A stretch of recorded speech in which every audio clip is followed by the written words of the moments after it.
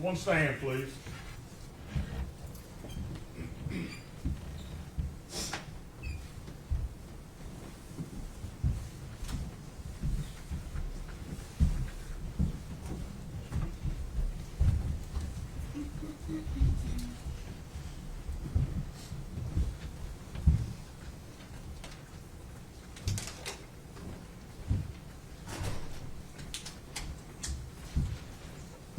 You may be seated. Thank you.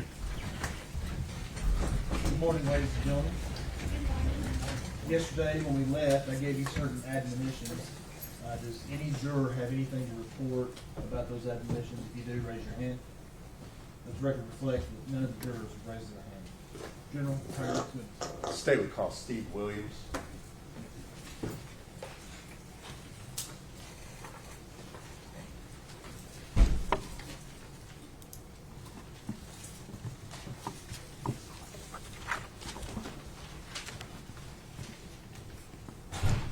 Steve.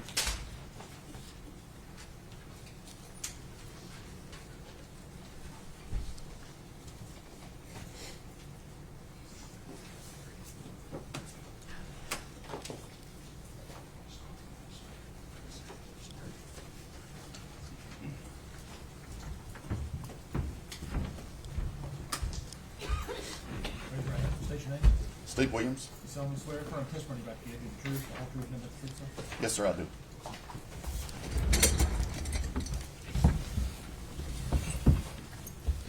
Good morning. Morning. Scoot up close to the mic. Speak up loud. Okay, Thank you. There you go. You're Steve Williams, is that correct? that's correct. And you were previously employed with the Sullivan County Sheriff's Office, is that right? That's correct. All right. How long were you employed there? Just under 34 years. All right. So back in February of 2020, were you working at the Sheriff's Office? That's correct, sir. And what was your position or assignment there within the Sheriff's Office? I was lieutenant over criminal investigations. And during that time in February of 2020, did you assist in the investigation of a missing child by the name of Evelyn Boswell? Yes, sir, I did. And specifically, did you participate in interviewing the defendant? Yes, I did. All right. Now, at the time at which you interviewed Miss Boswell, had other detectives already spoken with her? Yes, sir.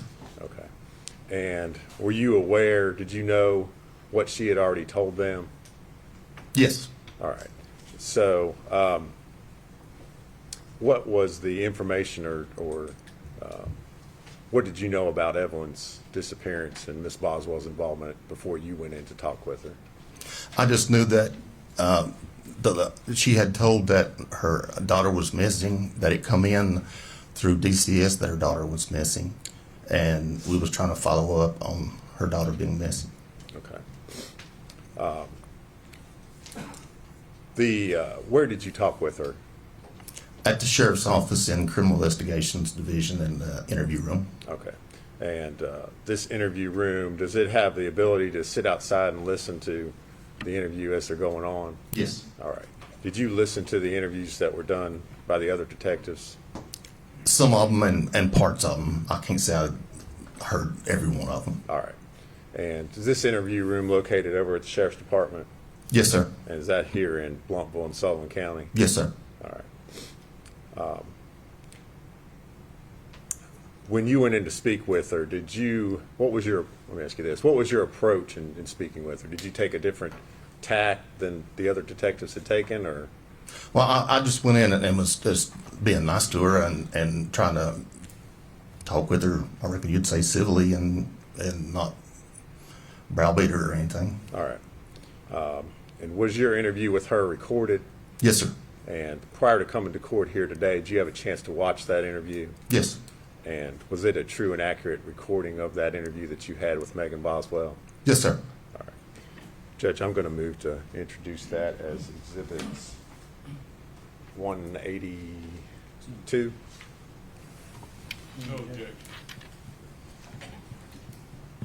Before exhibit 1, please. And at this time, I would ask to play that for the jury.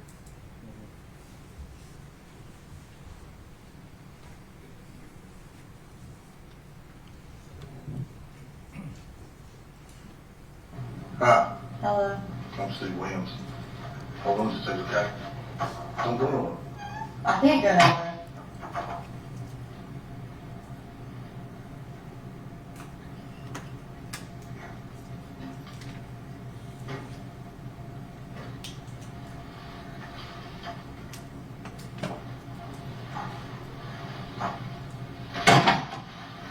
They've been talking to you about your child, right? Yeah.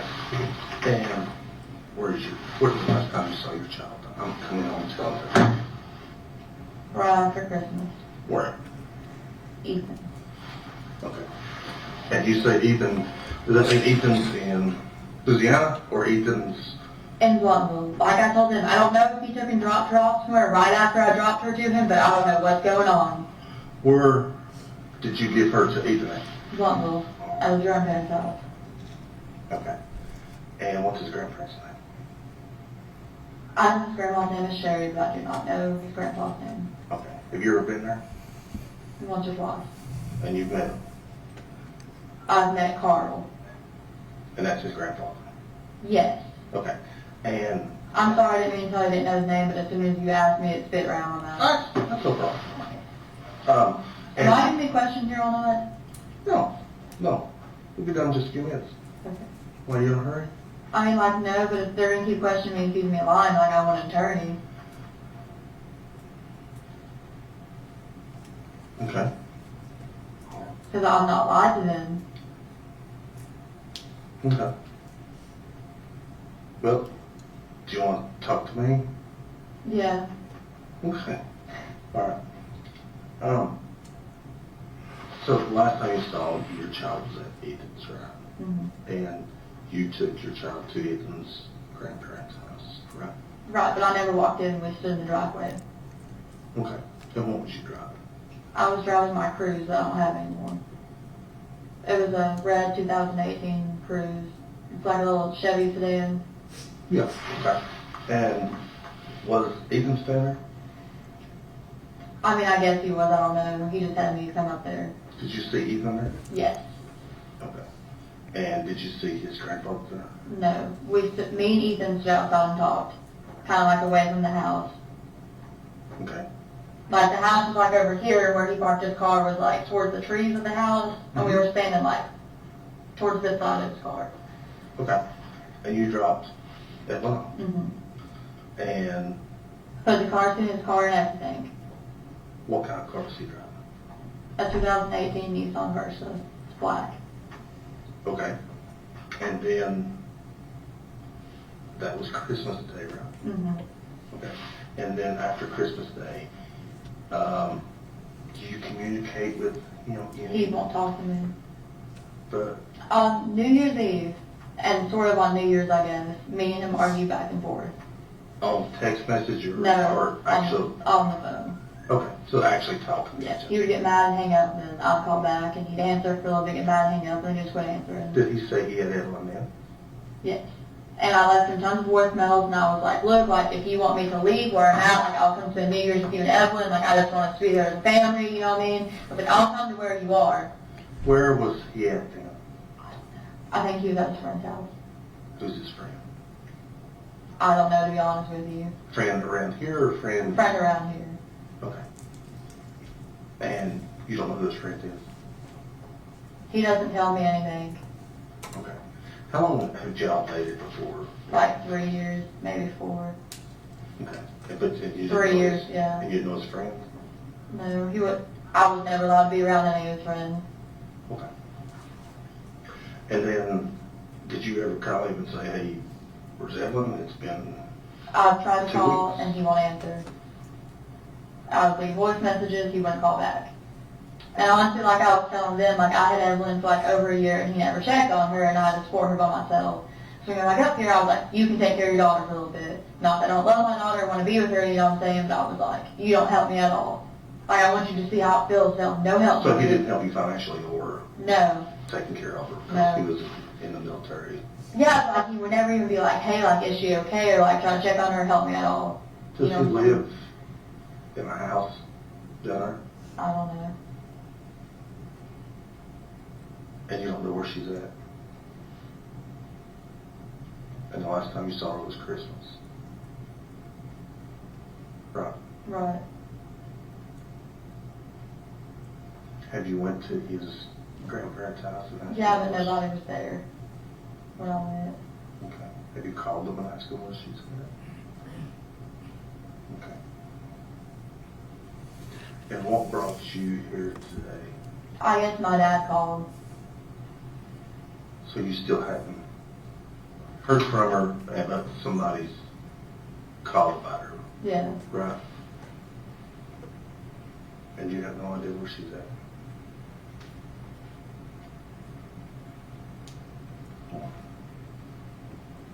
Okay. Have you tried to find her? I mean, yeah, like I called, you won't answer me. I didn't know he went back to the Army until today. Like that was news to me when they came in here like, oh, he's from Louisiana. Have you went to court No. to try? To be honest with you, I was really trying to be civil over it, and like I said, I supported her for like over a year, and I was like, if he wants to keep her for a little bit, like that's fine by me, you know what I'm saying? My mom had a baby when I was like 12, 13, I don't remember, it was 2013, so I guess I was 12. And like I had to basically raise him. She had Evelyn 2015, like I had to basically raise her, you know what I'm saying? Right. It was like I had 3 kids all the time. Okay. And I was like, it's his kid, if he wants to keep her for a little bit, like, by all means, you know what I mean, I'm all for it. And like I said, something I don't love Evelyn or want to be with her, but it's just, you know what I mean, it is what it is. Is he my girlfriend? Ethan? He might, I don't know, he used to. She lived in like, I don't know if they were dating, let me take that back. I know he was talking to her, but she lived in like really sketchy apartments in Kingsway, like the government housing one. I don't think they were cloud, but I guess that's torn down, so I don't know. You know what I mean? Mm-mm.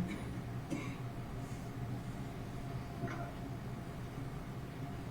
So if you was guessing where she was at, where would you say she was at? I don't know if he dropped her off somewhere or somebody or what he did, so I don't know. Well, it would have to be somebody he trusted to Right. drop her off, right? So who would you think that he would trust besides his grandparents? I don't really know, to be honest with you. I didn't know he really talked to his grandparents that much. Ethan never told me anything about his personal life. Like, especially after he got in the Army, like, he just would not talk to me about it. I don't care how much I cried, he just would not talk to me about it, to be honest with you. Okay. And also, when he was in the Army, he'd go, like, months without talking to me. I told him. Well, Before and after I had Evelyn. well, if you're in the military, sometimes you're out in the field and stuff like that. You can't just. Well, yeah, I understand that, but sometimes he would just get mad and just not talk to me. You know what I'm saying? For, like, long periods of time. And I know that wouldn't be. Right. Okay. So if you could help us right now find her, where would you tell us to look? I don't know who Ethan hangs out with. Does he have Facebook? Yeah.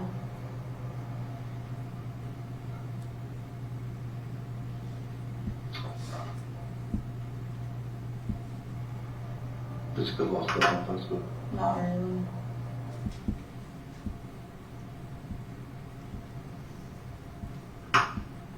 Do you have Facebook? Mm-hmm. Do you have communicate on Facebook? He does not respond. I think he blocked me on Facebook now. He blocked me on Instagram. Just 'cause he didn't want to talk to me. Okay.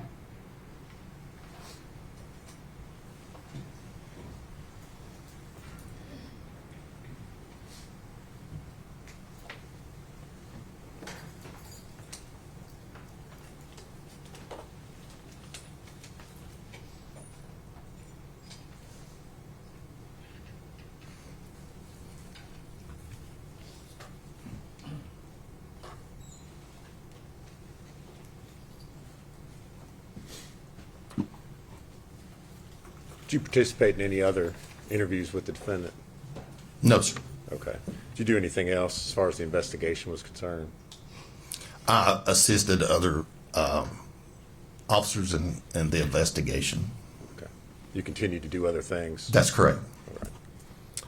Thank you. If you would answer any questions Mr. Scott has for you.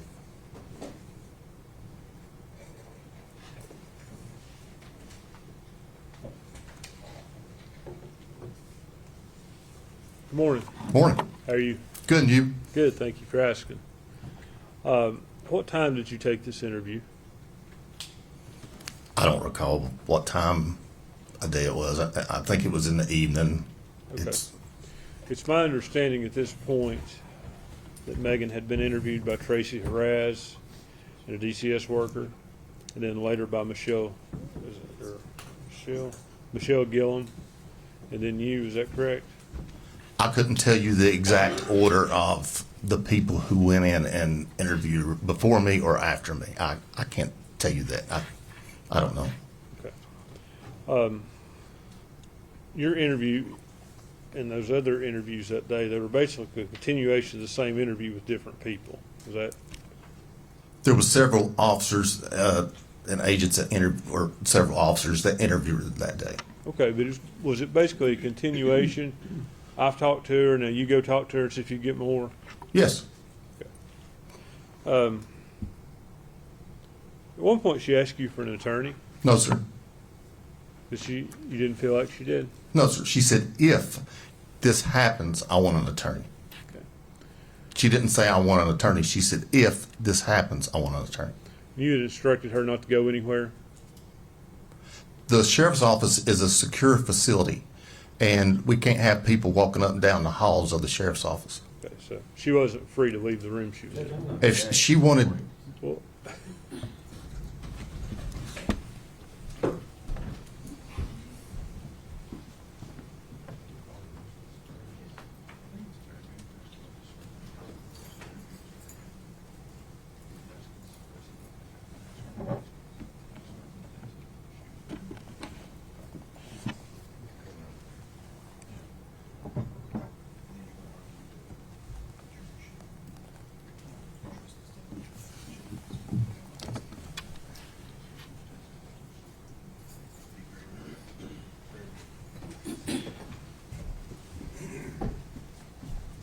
Overruled for now. after she asked for an attorney, let me ask you this, had she been Mirandized? yes, she had. Did you do that? No. Do you know who did? No, sir. How do you know she had? Because we'd seen the interview. And we wouldn't be in there talking to her if she hadn't been Mirandized. But you don't know who did it, and you can't say that you did it. I can say that I didn't do it. You can say that you didn't do it, right? That's correct. But you can't say who did. No, sir. And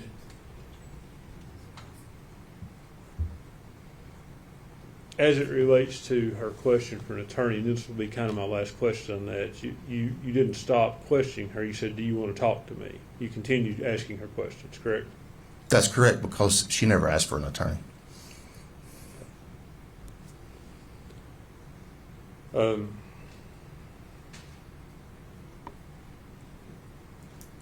Was that the entirety of the interview we saw?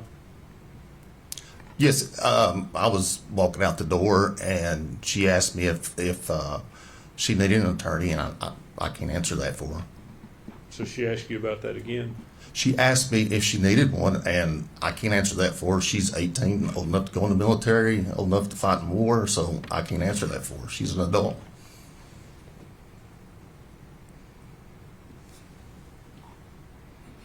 What time did you come on shift that day? Do you know? I usually come to work at 8 o'clock, but I can't tell you that day. It was probably 8 a.m. I'm just trying to nail down the time period. It would have probably been in the evening if I was guessing late afternoon. By late afternoon, you mean before 6 o'clock? It would have been right around 6 o'clock if I was guessing that day. Okay.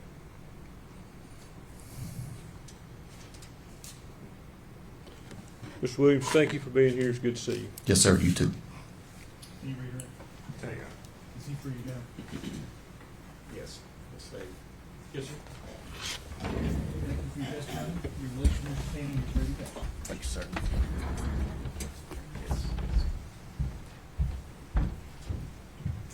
State would call Joey Strickler. Yeah, I guess so.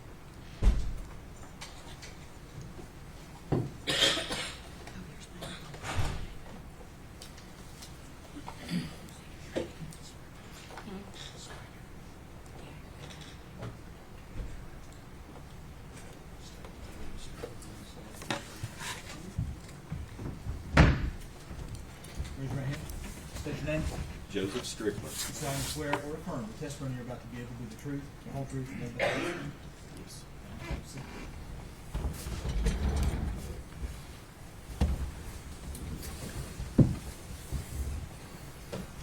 Good morning. Good morning. Can you please tell us your, actually just spell your last name for us for the record, Strickler, Strickler. okay? And where are you currently employed? The Second Judicial District, District Attorney General's Office, Okay. How long have you been employed there? since September of 2021. Okay. And what is your title there? Victim Witness Coordinator. Okay. And prior to that, were you employed in law enforcement? Yes. Sullivan, excuse Okay, me. go ahead. Tell me where. Yeah. Sullivan County Sheriff's Office, Okay. What was your title at the Sullivan County Sheriff's Office? Captain over Criminal Investigations. Okay. And how long had you been captain of criminal investigations? I was with the department for 30 years before I retired, and on 2 different occasions, it was several years. Okay. So could you give the jury just a brief rundown of your experience with the Sullivan County Sheriff's Office? I started out in as a when I graduated from college. I started out as a corrections officer and worked my way up to a patrolman, and from patrolman went into detective division, and then worked my way up through the ranks there to being a captain over the criminal investigation division. Okay. And were you employed in that capacity in late 2019 and early 2020? Yes, I was. Did you assist in working the case of missing child Evelyn Boswell? Yes. Do you recall what your role was in this investigation? Was the captain over criminal investigations. My main duty was administrative, and basically what I was doing was being a conduit between our agency and the FBI, the TBI, the district attorney's office, the staff and command of the sheriff's office, and also helping out any way that I can with making sure they had the resources they needed and the manpower. Okay. So you're essentially a liaison between the different agencies that were working this investigation? That's correct. Okay. Did you personally interview Megan Boswell at some point? Yes, I did. And was that on February 20th of 2020? Yes, it was. Okay. That day, did you conduct more than one interview of the defendant? Yes. Okay. How many? 2. Okay. To your knowledge, and you may not know this, had the defendant been interviewed by anyone else that day prior to you speaking with her? Not to my knowledge. Okay. Where did these interviews take place? The Sullivan County Sheriff's Office Detective Division's interview room. Okay. And is that located in Sullivan County, Tennessee? Yes, it is. Was the interview video and audio recorded? Yes, it was. Okay. And who was present during the interview? Myself and Miss Boswell. Okay. Have you had an opportunity prior to court to fully watch both interviews in their entirety? Yes. Okay. So first we'll go to the first video. Is that a fair, since you've watched it, is it a fair and accurate representation of the first interview you conducted with Megan Boswell on February 20th, 2020? Yes. Okay. Your Honor, we'd ask that be made exhibit number 183. 183. Any objection? No, sir.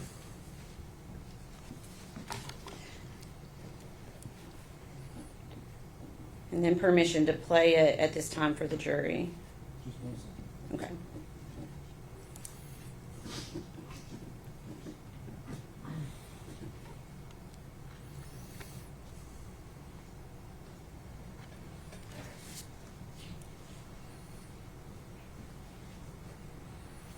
Okay. Hey, I'm Joey Strickler. I'm the captain of criminal investigations. They called your boyfriend Hunter, Yeah. and he's supposed to be, I reckon he's supposed to be coming to big deal. So. I was wondering when my mom can get me. Oh, you want your mom, not him? Yeah. Okay, I can do that. Take care of Okay, that. well, can I ask you something you answer me honestly?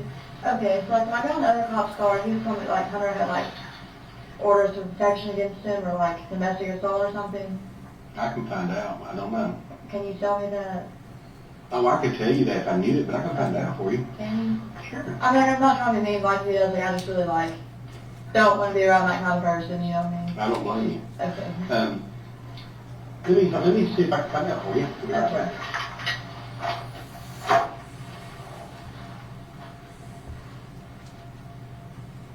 Hey, Bryce.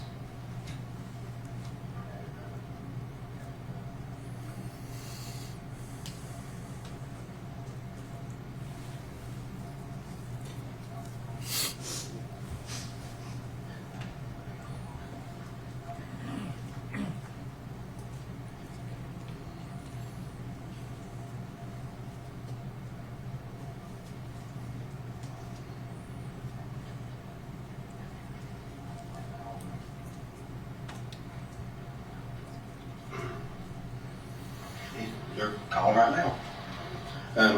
But tell him no mom can get me. Yeah, I can do that, yeah. You know, I've been watching, you know, those videotapes. I've been watching it. I've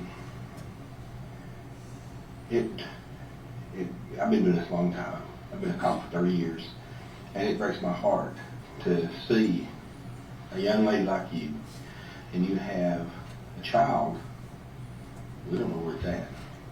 Did you watch me cry? I was trying not to cry for them. That's okay, though. That's okay, okay? Because the fact of the matter is, you give a Maggie, is that right? You know, that precious little baby's somewhere. I don't know. And I honestly believe, I want to believe that you would tell us in a heartbeat if you knew where that child was at.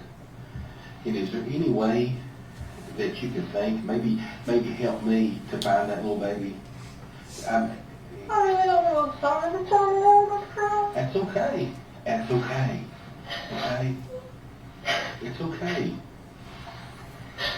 I know you've not seen her in a while, and I know, you know, we've been talking to Evelyn. We've had him on the phone. We've had his captain on the phone, and we've been talking and trying to find this baby. Is there any way that somebody has that baby that's a friend of yours or a family member that's afraid that if they're afraid to tell us, or they're afraid that you'll tell us, so they want to keep I that don't know if baby you know that I dropped her off somewhere. What happened? I was trying really hard to cry, but I was like thinking about her. I dropped her off, and she's asked me what she was wearing and stuff like that, and I'm sorry. That's okay. That's okay. It's okay. I understand. Please, we're just trying to find out what happened to that little thing. And, you know, I'm a daddy, and it breaks my heart to know that this child could be with someone that don't love it, that don't take care of it, or, God forbid, something bad's happened to that baby. And, you know, the thing about it is, everybody's going to point back to you because you're the mama, and you're the mama that let the baby go. When I say let the baby go, I mean you're the one that took the baby and said, here. I know, but I was similar to her dad, and I thought it'd be okay. You say you thought it'd be okay. Do you think something's happened to it? I mean, no, but I mean, I didn't think that, you know, I wasn't going to see her for months at a time or something like that. What I did, when all this started happening, I was like, oh, well, I don't want to be my mom just to try to, like, solve myself. I don't want to do that, you know what I'm saying? Like, I don't want to be that person who does all that, you know what I mean? And, like, I just warned her for over a year about myself. And I was like, if he wants to keep her for a little bit, it's fine. But how old are you, may I ask? 18. You're just a young lady yourself. You're a brand new mama, and you're thrown into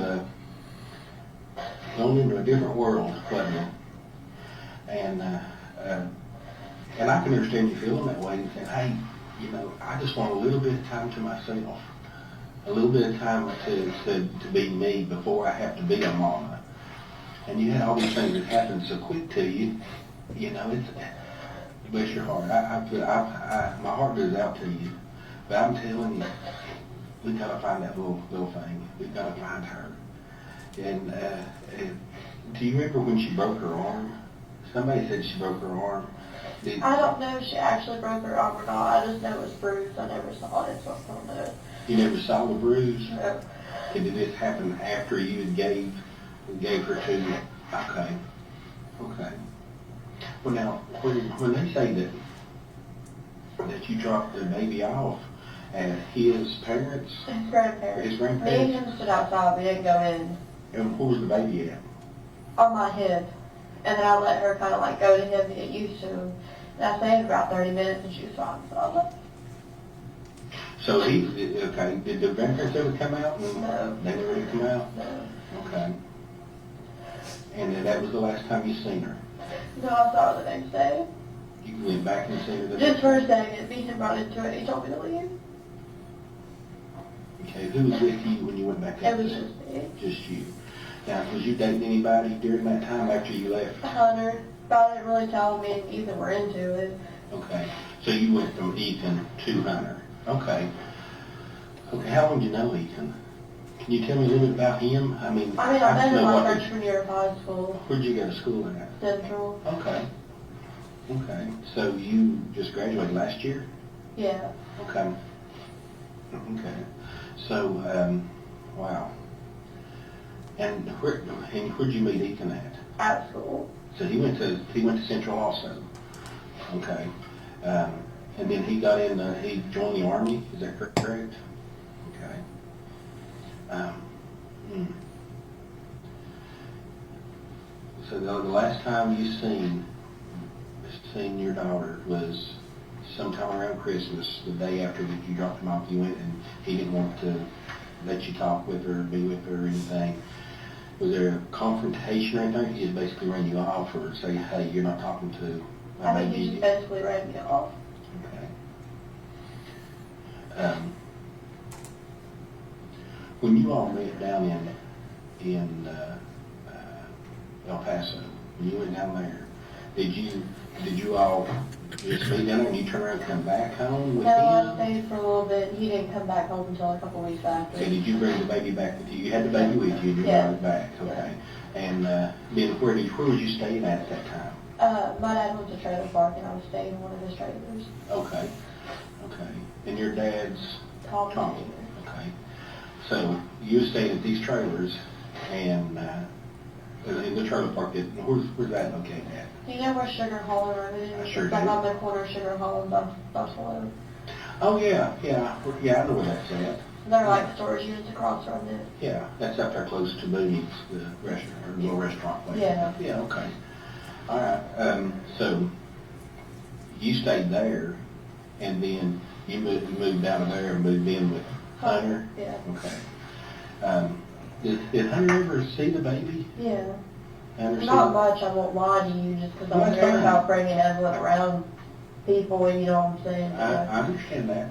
And also at the time, I'm not gonna lie, like Hunter told me he's on probation, we went and told him before, you know what I'm saying? I'm like, iffy on who I bring her around, you know what I mean? Okay.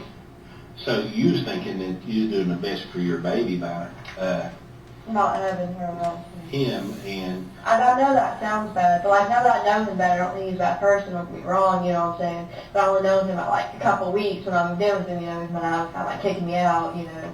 okay. Didn't really have anywhere else to go. But that led you to, I guess what I'm trying to say though is,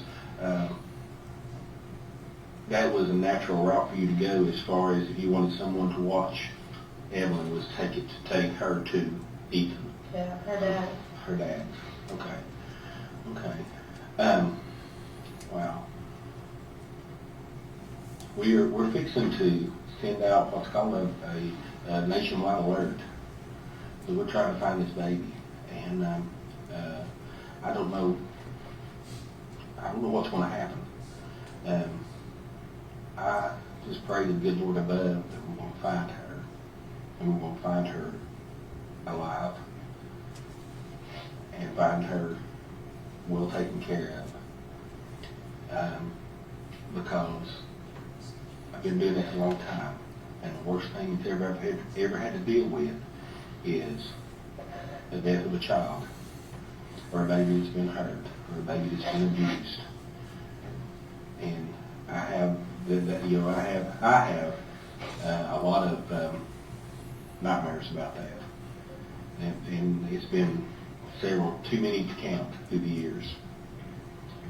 And all I want to do is stand up for that little baby that may not be able to stand right now. And I need your help. I do. I need your help.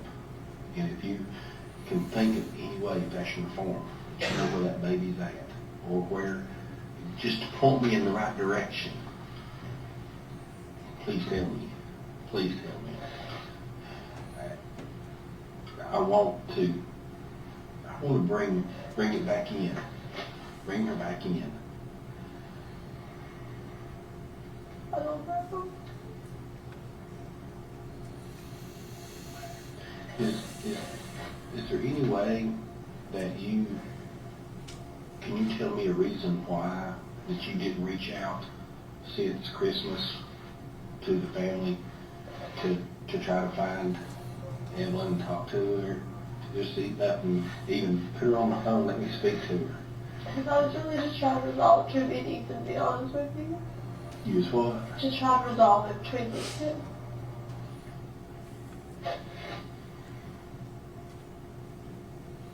So, tell me what you think. What do you think's happened? I don't know if he's taken her and got her out for someone else for what. You think Ethan has hurt her? No. Did you hurt her? No. Would Hunter hurt her? No. Ethan would get like mad and like threaten me all the time, but he never actually like did anything. You know what I mean? Did he ever show any aggression or anger toward your little baby? Not that I know of, so. You never seen that? No. You said that she had a bruise on her arm earlier. How did she, do you know how that bruise happened that you think is maybe Fell off the bed. That's what I was told. where at? And Ethan. Did that happen? Did you ever see the bruise and stuff? You never did see the bruise or the broke arm or anything like that? So you did have some telephone conversation apparently with Ethan about her. Yeah. Okay. Well, this is weird because the things that we're being told is that by him, he's like, I'm not seeing her. He has seen her, I swear to you, he has. I mean, the last time you seen that little thing. On Christmas Eve. Mhm. He had her then, but I had her for a little bit on Christmas. So me and my family home, we went fishing forage and we stayed the night. And I came back Christmas Day and I got her stuff that I got her. And I got, like the stuff that my brother got her and stuff, and I took it to him. They're on, off of Hartown. Did you get to see her that day? Yeah. I What had did her you for a couple hours. What did you take to her that day? I don't know what my brother got her, but I got her like a little horse and like baby shark stuff and clothes and stuff like that. So sad.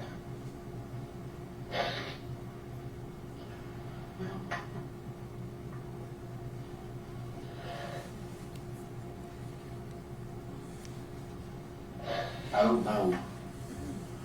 I don't know where this is going to lead to.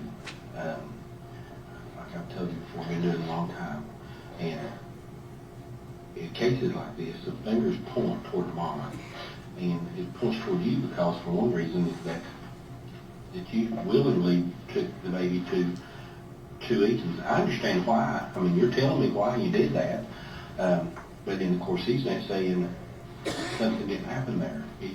It was not right. That's what he said, of course. We got to find the baby. We've got to find Evelyn. Got to find her.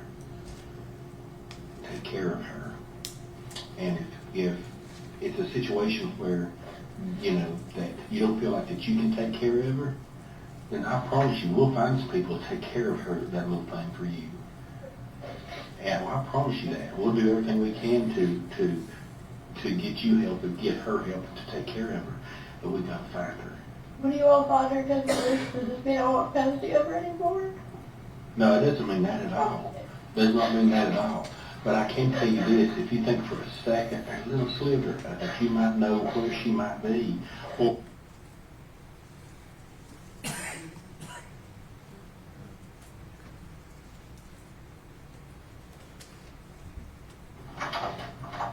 hey,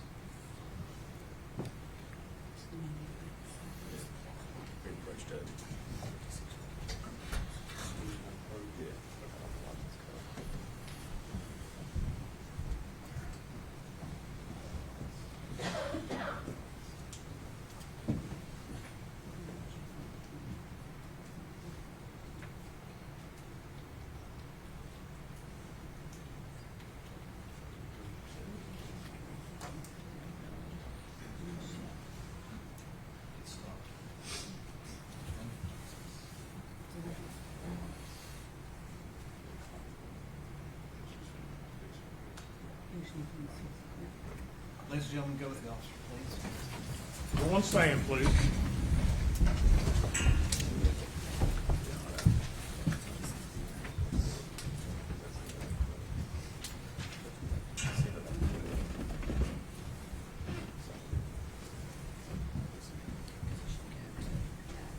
Yes.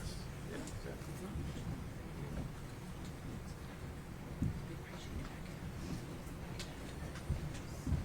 Yeah.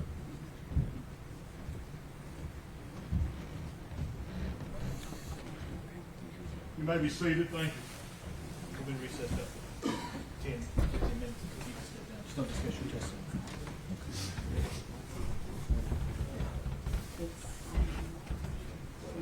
It's on.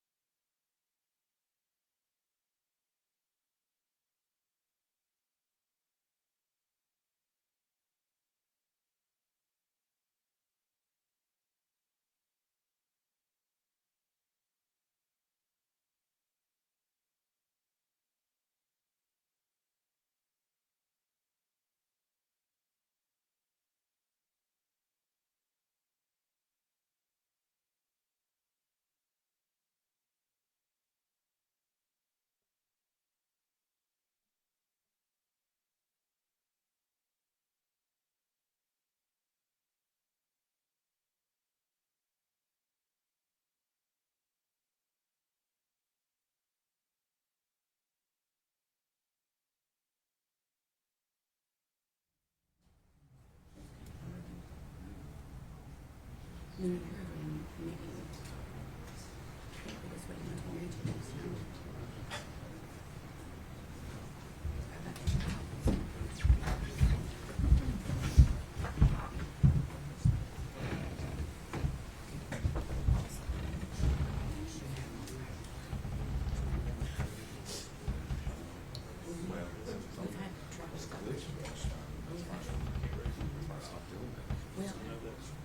right, make sure you.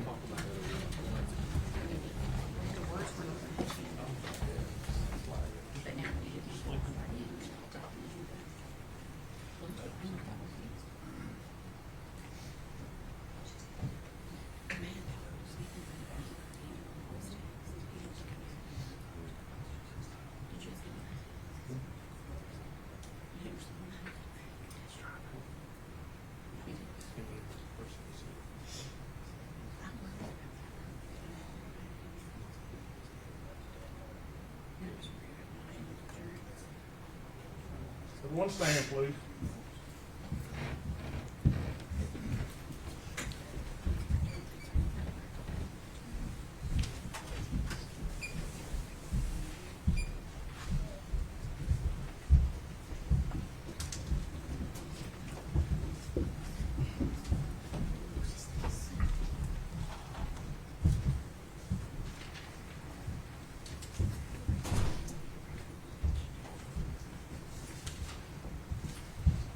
You may be seated. Thank you.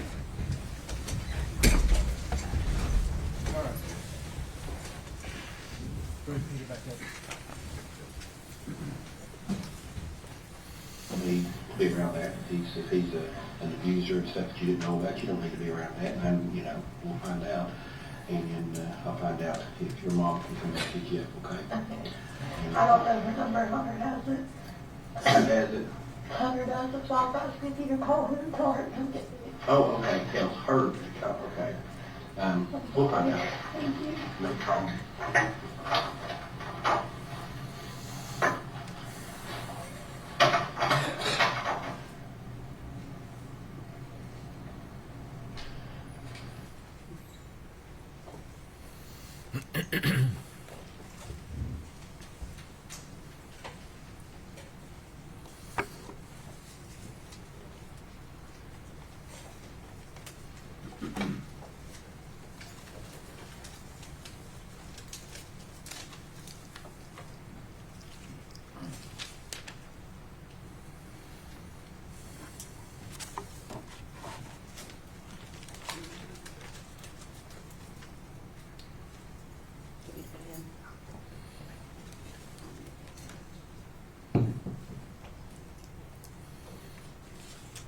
Okay, so now moving to, well, prior to the second interview, you stepped out for a few minutes?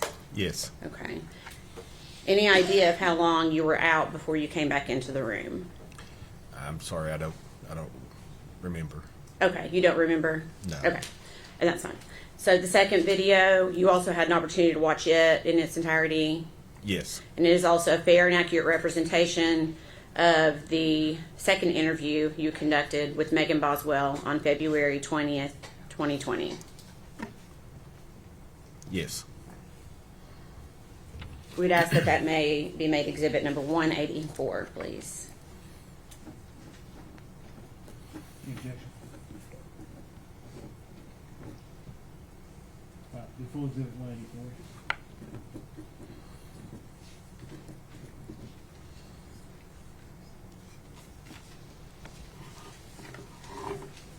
And permission to play it for the jury.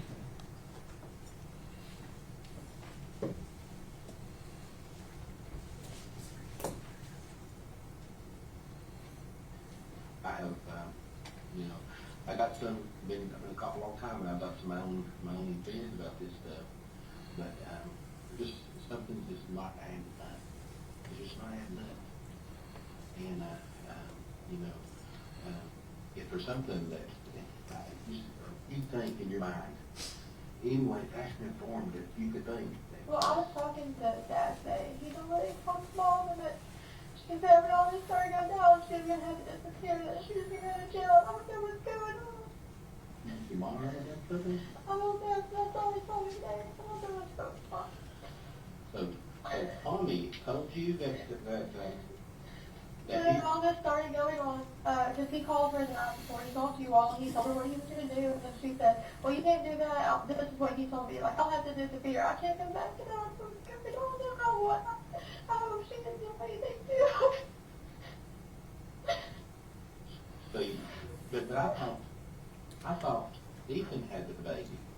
I thought he was stupid, but this is just what my dad told me this morning. I promise you, I talked to him on the phone on my way down here, because I called my grandma first. I wanted to stop down there for a thing up here. I've never had to talk to you, you know, I just wanted to, when he called me, he started telling me. So Tommy told you that he has talked to, No, this was before he called up here, okay, but he has talked to your mom. a couple days ago.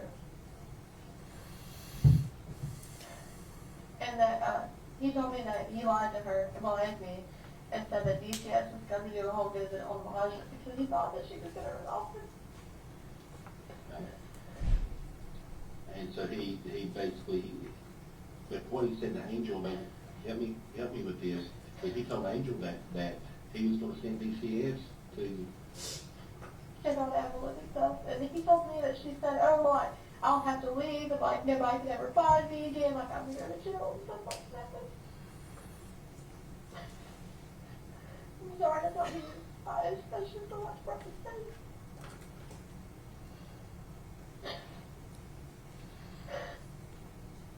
Okay. And then Angel said that she was going to run, but she was going to leave and stuff. Well, that's what she told Dad, apparently. And Dad told me that, he lied to her and said that DCS was going to come here and check up on Elijah so he could get him from her, my little brother. And then when they met at Eagles, that, like, she was crying and, like, wouldn't say anything to Dad or anything like that. Okay. And she was got freaking out. I'm sorry, I just always had, like, so much faith in my mom, and the fact that even the thought that she would do anything just really, like, I'm sorry, that's why my first question was, hey, have you all talked to her? And yesterday, the whole way up here, she was, like, bitching at me, saying that, like, I won't lie, I lied, she didn't run out of gas, she just wouldn't tell me. I knew you. I'm sorry. You wouldn't tell them. That's hard work. So you wouldn't tell them the truth. I'm sorry. But she was like bitching at me and saying that she was going up here, she didn't want to even be like seen, blah, blah, blah, stuff like that. You didn't what? Want to be seen, She wanted to be okay. stuff like that. Do you think she's in that? Do you think she's in that car, that BMW? Yeah. Was the last time you seen her, she's in the BMW? Yeah, it's when she brought me out to Evelyn shelter. Oh, okay. That was the day that you walked up here. Yeah. Okay.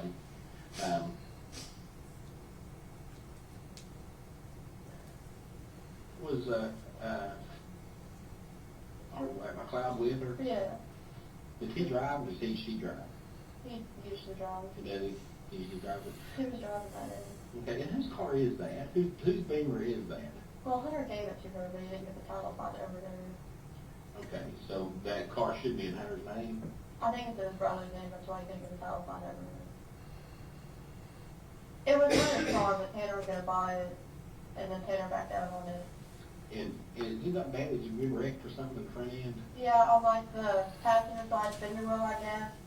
Like it's kind of like popped out, and it's kind of bit into the headlights, you know. A lot dimmer on that side. Okay. But that's who it should be in, okay. And, Well, Tanner's first name is Austin. I mean, I don't know if you all know that, but it's Austin. I'm sure we got that. And McLeod usually driving? Yeah. I'm gonna ask you a couple questions with that, because I'm just trying to clarify things. Are they just ate up the dope? I mean, he is. I don't. Listen, if I'm gonna tell you something, Maggie. I've got a girl. I've got a daughter, and my daughter she's older now. She's 25 years old. But I love my daughter dearly. I want to ask you something. Do you love your little girl? Yeah. I'll call your heart. That's fun, Dad. that's what I'm getting to. Then we need you to help us. Because everybody, we are trying our best to find her. You know, and I'll be honest with you, I don't care one bit about putting anybody in jail or anything. I want her back. If I can get her back, and we can get you straightened out in your life and everything good together, y'all can come back together again. There's no doubt in my mind that we can work those things out. No doubt in my mind we can work those things out. But we gotta get her back. I know. And so, with that being said, I just want you to be completely honest with me. No more feelings or anything like that. Completely honest. Are they running dope? Are they just using heavy? What's their drug They're just using, she doesn't, I don't know what she does. The only thing that she'll admit to me is that she's very far. Okay. Other than that, I don't know, to be honest with you. There were a few times that, like, Dad and I would went to go get, like, Elijah when she'd be with Bill and stuff like that, and she had birds on her and stuff like that. Oh, really? I mean, I don't know, like, if that helps at all or anything, but I mean, she knows, like on her arms and stuff like that. Yeah.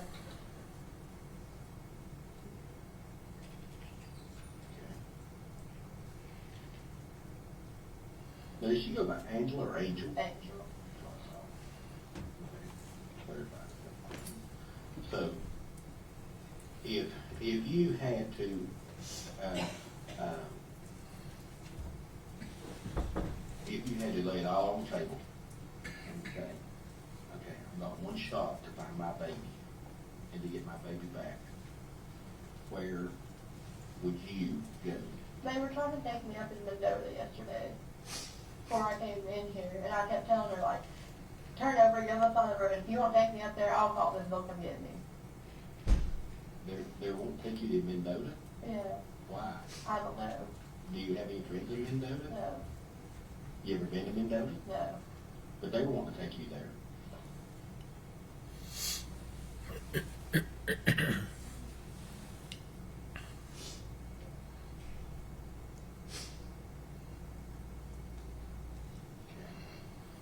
They won't take you there yesterday. It was different. Well, they wouldn't tell me where we were going. I just saw the road sign. Let me take that back. I understand. So what road stop did you see? Like, State City Highway, one that had, like, the little arrow pointing like Mendoza, and it's like 5 miles away or something like that. Okay. We were headed in the direction of Mendoza. I mean, maybe they weren't, like, really taking me there, but that's just what I thought. Like, they would not tell me anything. Okay. Does he have any ties to people over there in Virginia? As far as I know, all of his family's from North Carolina. Okay. Have you ever gone to see his family in North Carolina or anything like that? Okay. So, when I asked you that question about laying it out there where you might be going, or if you had a chance to get your daughter, to find your daughter, Well, Dad keeps saying that Mom knows something. That's what she's like. You know, not answer anybody, kind of just disappear. now, I know that you said that you gave Evelyn over to Ethan. But Mom also told me that she's talked to Ethan since then. Your mom has talked to Ethan since. That's what, I don't know, like 110%, that's just what I've been told. She told you that? Angel told you that? Yeah.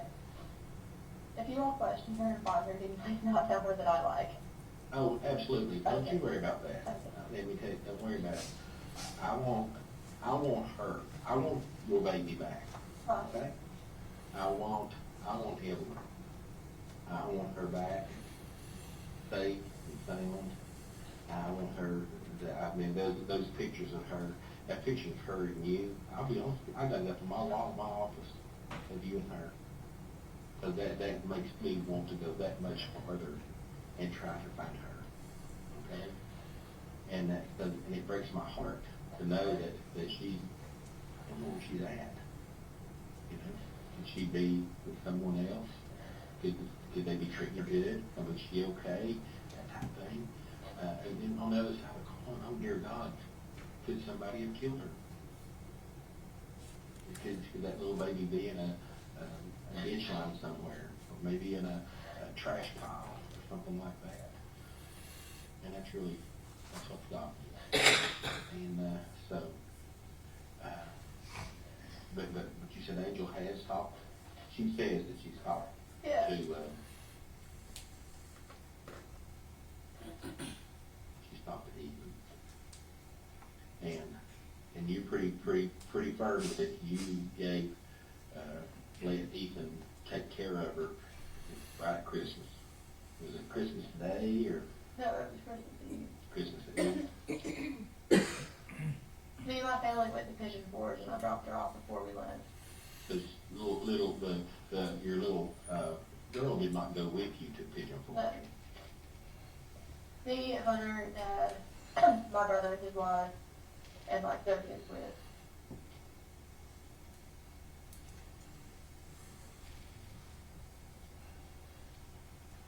Where'd y'all go to when y'all went to Pigeon Forge? Just asking. We went out to eat at Olive Garden, and then we went for a go-kart, and then we all stayed at Margaritaville Island Inn.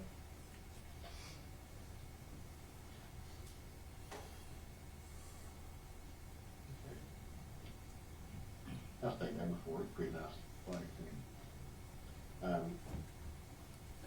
So, you come back on Christmas Day, Yeah, and then you went back over. Did you see her on Christmas? yeah. Okay, so you went back on Christmas Day. I had her at Christmas, so Did you get to see her? for a minute, yeah. Did you let you hold her or anything? Okay. What time did you go over on Christmas Day? I don't really know, to be honest with you. I went to my brother's, picked this up, I probably got like 4 or something, so I guess it was after that, So you took presents to her you know. at Eaton's. And you took her over there, and did you get to go in, or did you just end No, up? he always made me say that about it.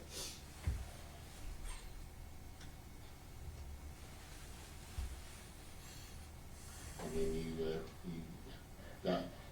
took the little girl Christmas presents, and then you got to hold her a minute, and then you gave her back. Yeah.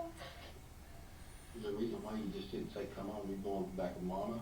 She started reaching for him, but I didn't want to take her from him. She started reaching for him. Yeah. I just thought she wanted to be there. I didn't want to take her. And honestly, like, I just wanted to pray. That's all I wanted. Who took you over there? Hunter rode with me. Not Hunter sat in the car. Not exactly at the bottom. But you drove, and He drove back. but you drove over, and he. Yes, he drove back.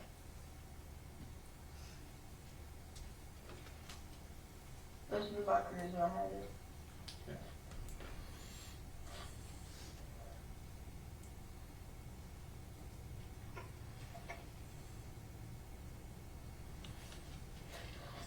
I'm sorry I've been around as much as I've been hold together the past few days. I just can't anymore. You've been through hell and back, and you're still in it. You're still in hell. I mean, you really are. The whole fact of not knowing where your baby is at. Oh my gosh, and I know it's heart wrenching. And you know,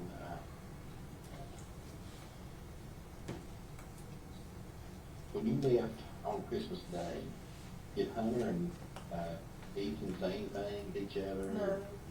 Okay. Hunter didn't get out of the car. Well, Hunter only got out of the car and walked around the front to get in the car. On the driver's side.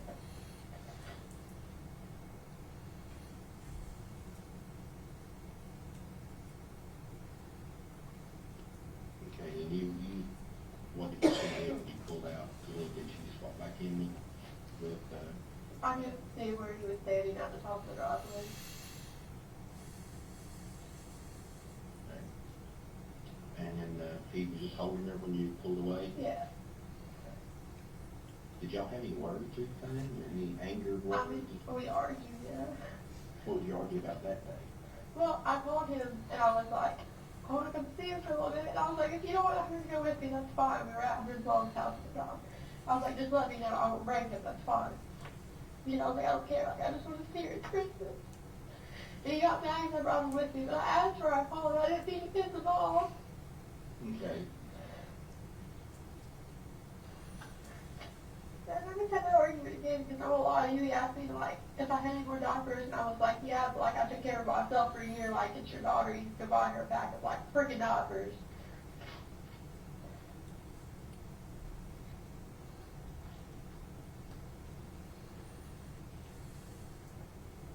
I'm sorry, I know that sounds bad. It's not that I want to be without anything. It's just, you know.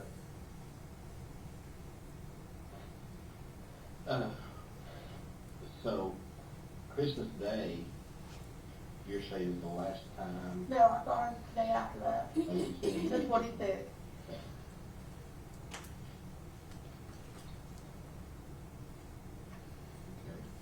Okay. And when did you see her over at Ethan's tent? Yeah. He was pulling out the driveway and I pulled in for him to pull out. He had her with, he had Yeah, her. that's cute. He got her out for a second because we're arguing because he's like, you can't just show up here and stuff like that. And I mean, we just got into it escalating there. And then he told me that I had to leave or he was call the cops, so I left.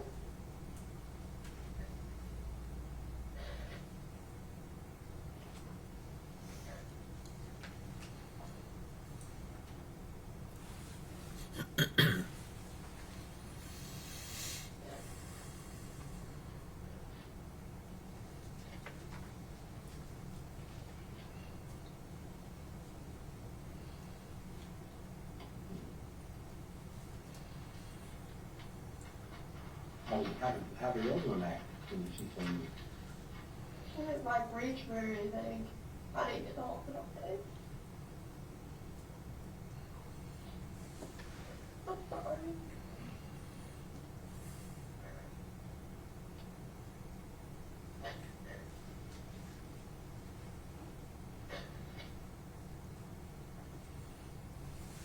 Was anybody with you then? Yeah.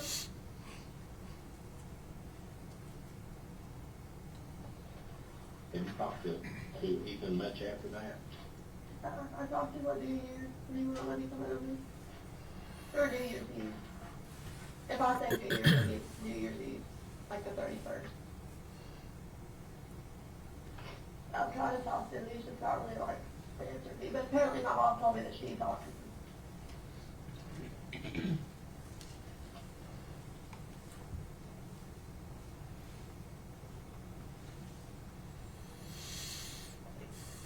You think your mom talked to him during that time right there? She told me she had been talking to him. I don't know.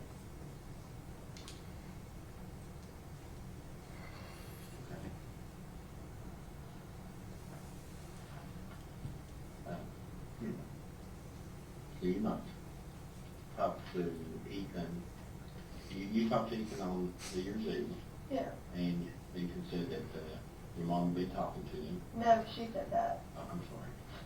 Mom said she said she'd be talking to him. Yeah. And did he ever tell you that she been calling? No.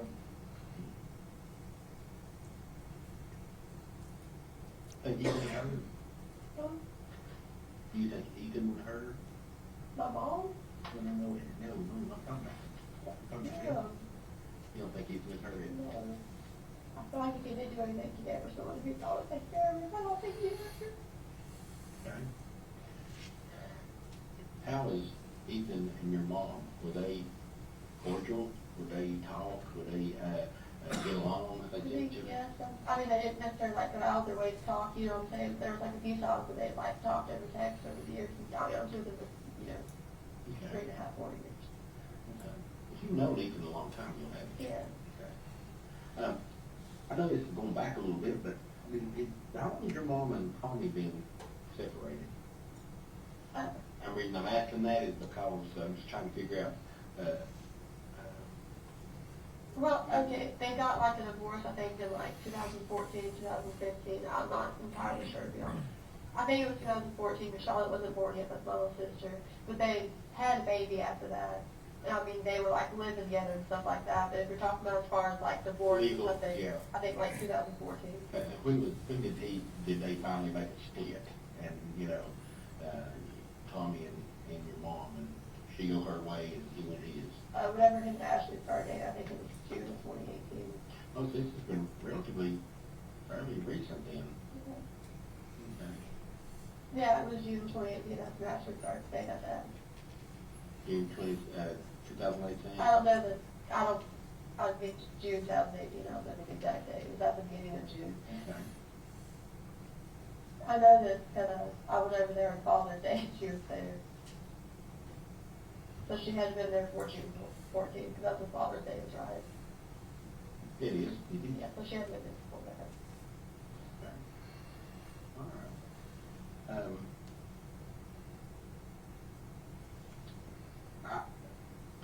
If, They weren't living together for like a long time, because they were all in apartments in like Popular Ridge, they were definitely like talking, and she'd go say hi to them and stuff like that, they just weren't like legally married. have you, you've been living down with Hunter, right? Yeah. Okay. And you live anywhere, I know you live in the trailer. Yeah. Over in, down near Boone's, I'll hang out, we'll go there and eat and all. So, you lived there, and then after that you moved in with Hunter, correct? Yeah. Okay. I stayed in hotels with you guys. Well, I understand, yeah. But But that's basically, if I had to, put a timeline of where you live and stuff like that, that's what it's there.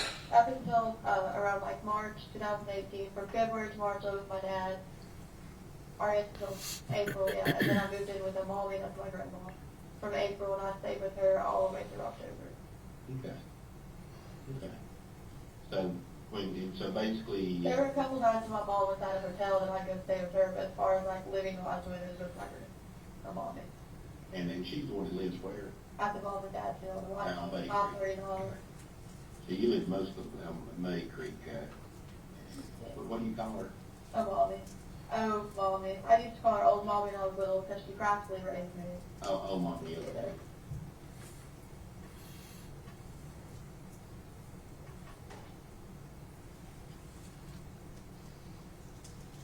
You lived there with her from, when'd you say? April to October.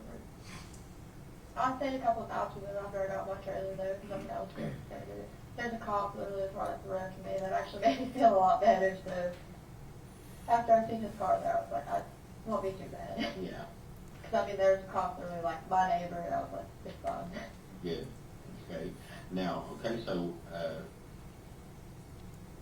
and then after that's when you I got my You trailer took your trailer. a little bit for Halloween. okay, Because I trick or treated like maybe a couple days before Halloween with my cousin Ashley, not my ex-girlfriend, this is a different Ashley. okay, And like, I remember I took pictures of her in her little costume and she was sitting on the floor. okay.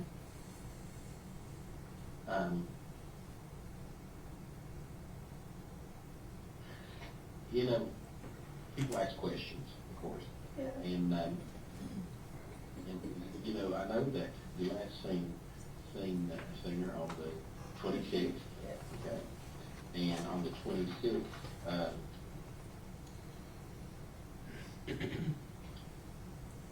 on the 26th, okay, your wife time you saw her. So, all this has transpired. If you had to answer a question like this,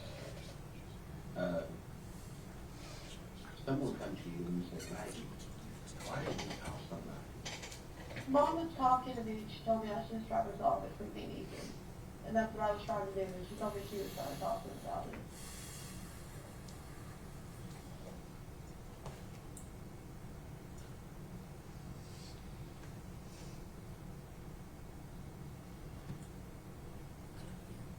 You did it again, because that's the first time.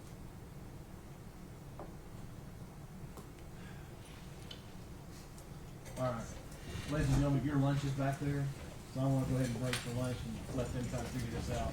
We'll come back probably 1:15. One stand, please.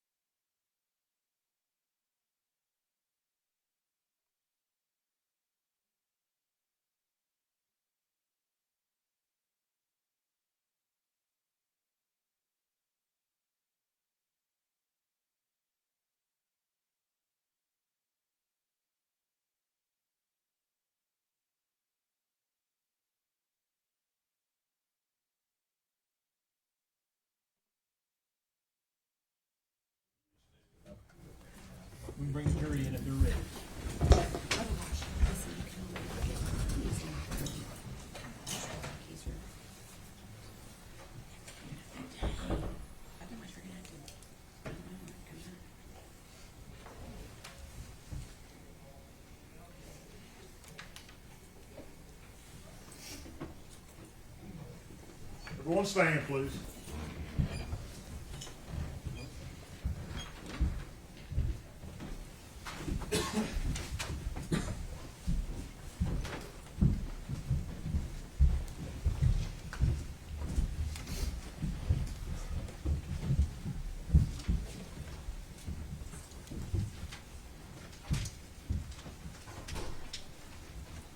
You may be seated. Thank you. All right, gentlemen, you can continue. Your Honor, that was the end of that video clip. We just wanted Okay. to double check. Good. We can go ahead and submit that to the court reporter.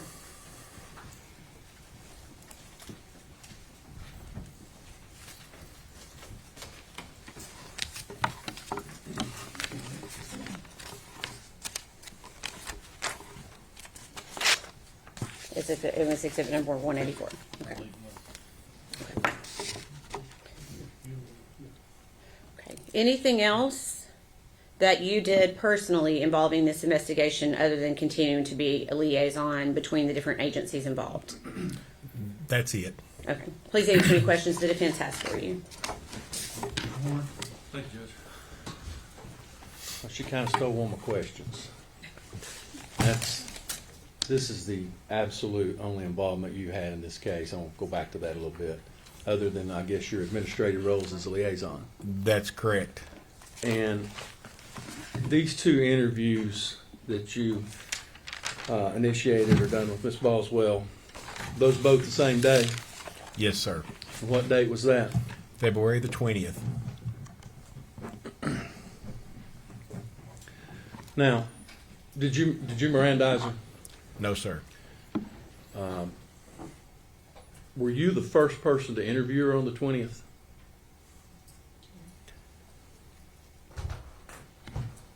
If there was more after me, I believe so.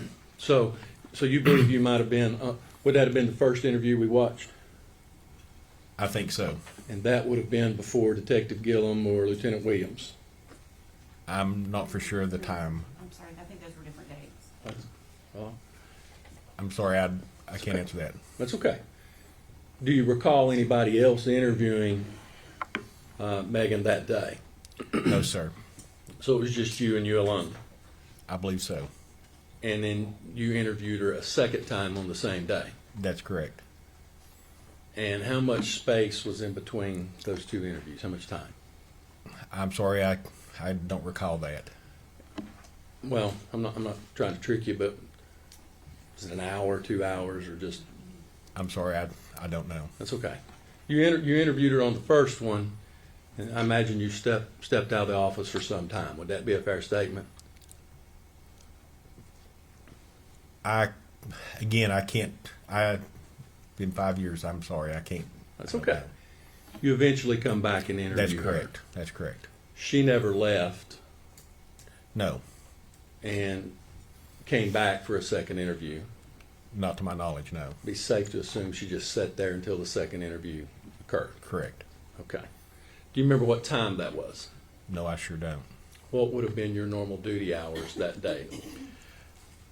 With an investigation like that, it could have been at any given time. I don't know. My normal work day would be like 0800 to 5 o'clock in the evening, but it could have been prior to that or even after. Possibility that these interviews could have occurred after 5 p.m. Yes, You just don't know. correct. Fair enough. Have just a second, Judge. Yes.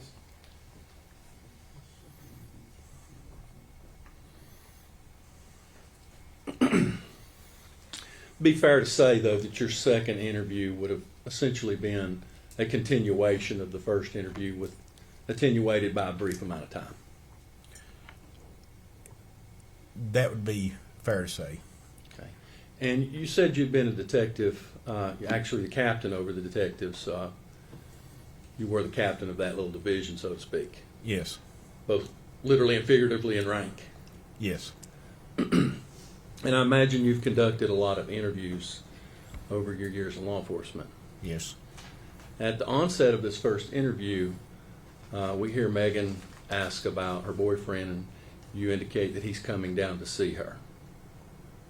yes, And she represents, she doesn't want that to happen. Correct. Did that have any significance to you as an investigator? No, not at that point. During the course of the investigation, I was doing my best to either get new information or to clarify other information. So when she said that, that's when I believe I stepped out to ask to have a phone call made by another detective for her. And that would that be to just prevent the boyfriend from coming down? She was wanting to see her mother, if I remember correctly, wanting her mother to pick her up. And not her boyfriend? Correct. And that never resonated with you of why would she not want that? Objection to speculation. Sustained. Okay, Judge. Can I just say?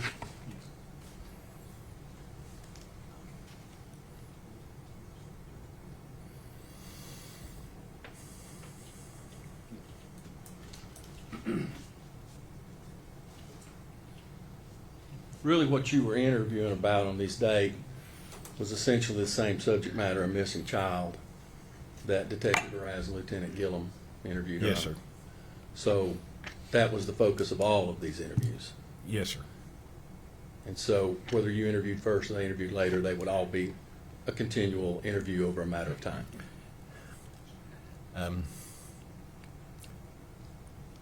It was a continuing effort. I'll take it. That's all the questions I have to it. Thank you. Redirect. No, Your Honor. Is he free to be released? Yes, Your Honor. Yes, sir. Thank you, sir, for your testimony. You're released from your subpoena. You're free to go. Call your next. State will call Jeffrey Blanton.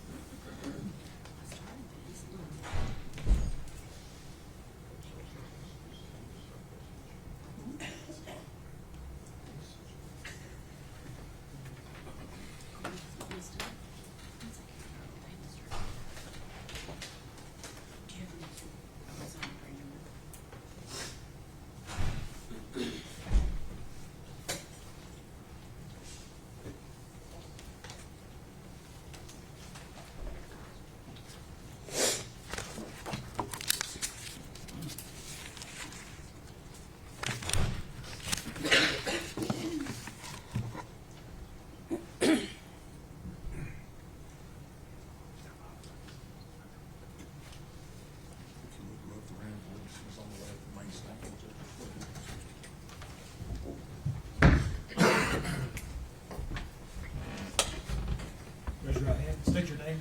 Jeff Blanton. You solemnly swear or affirm testimony you're about to give to the truth, the whole truth, and nothing but the truth. Yes, sir.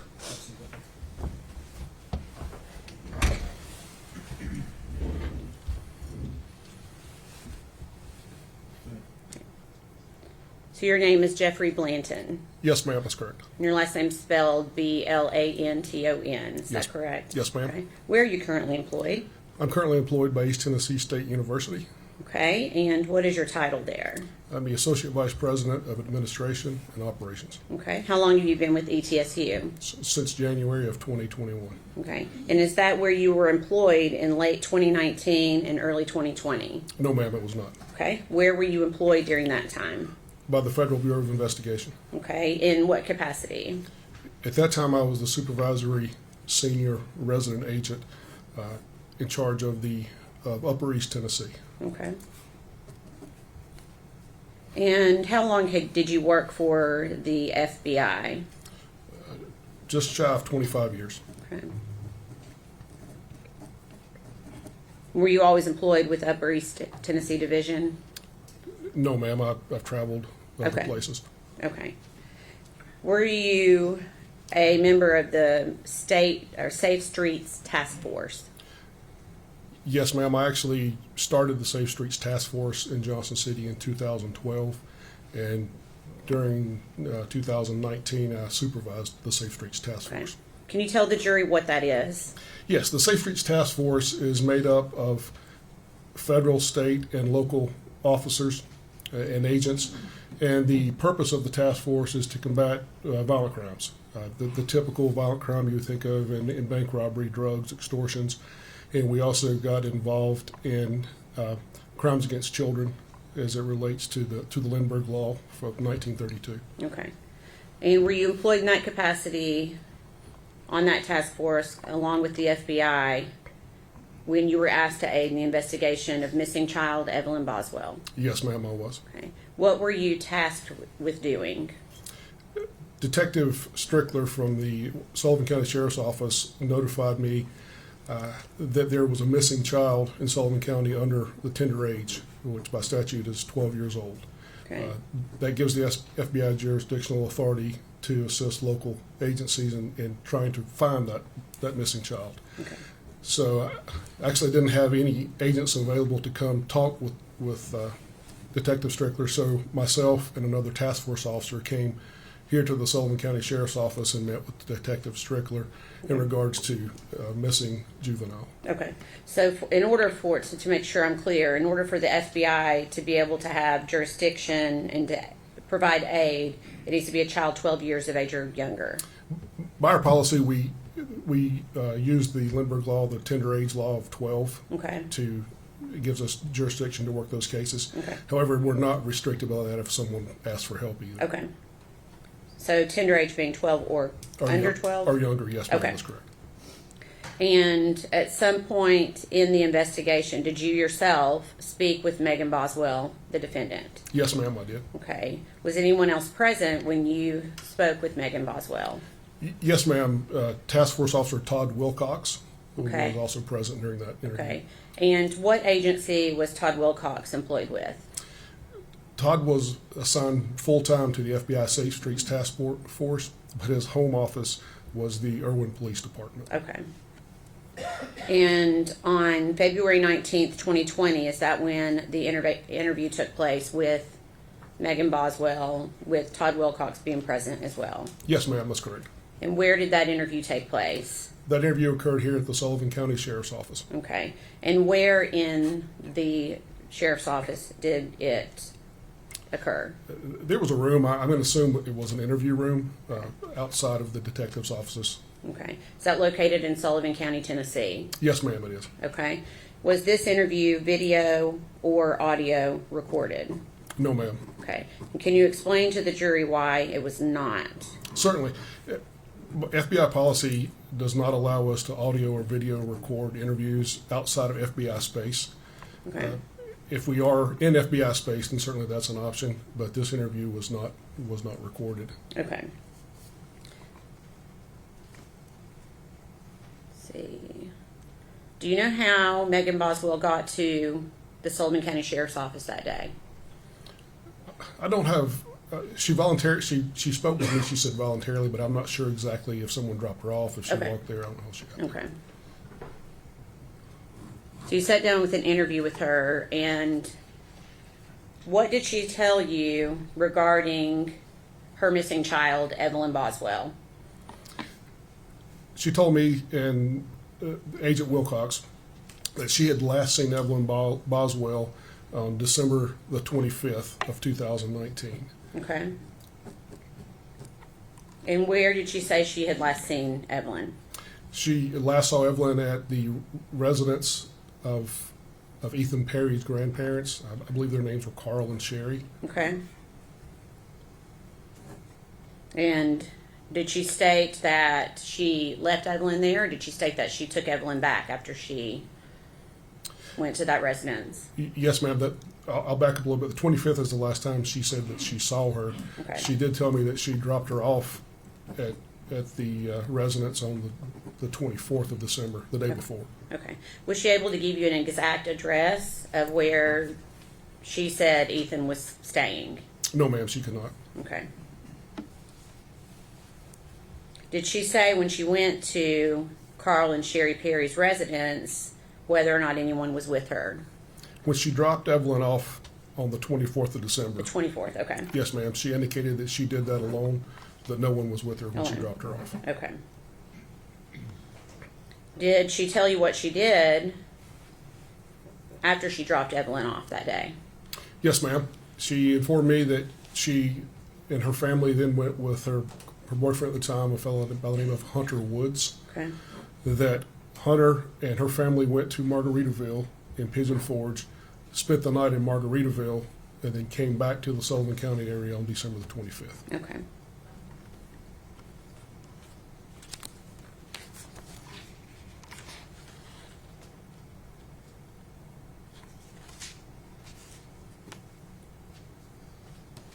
Okay.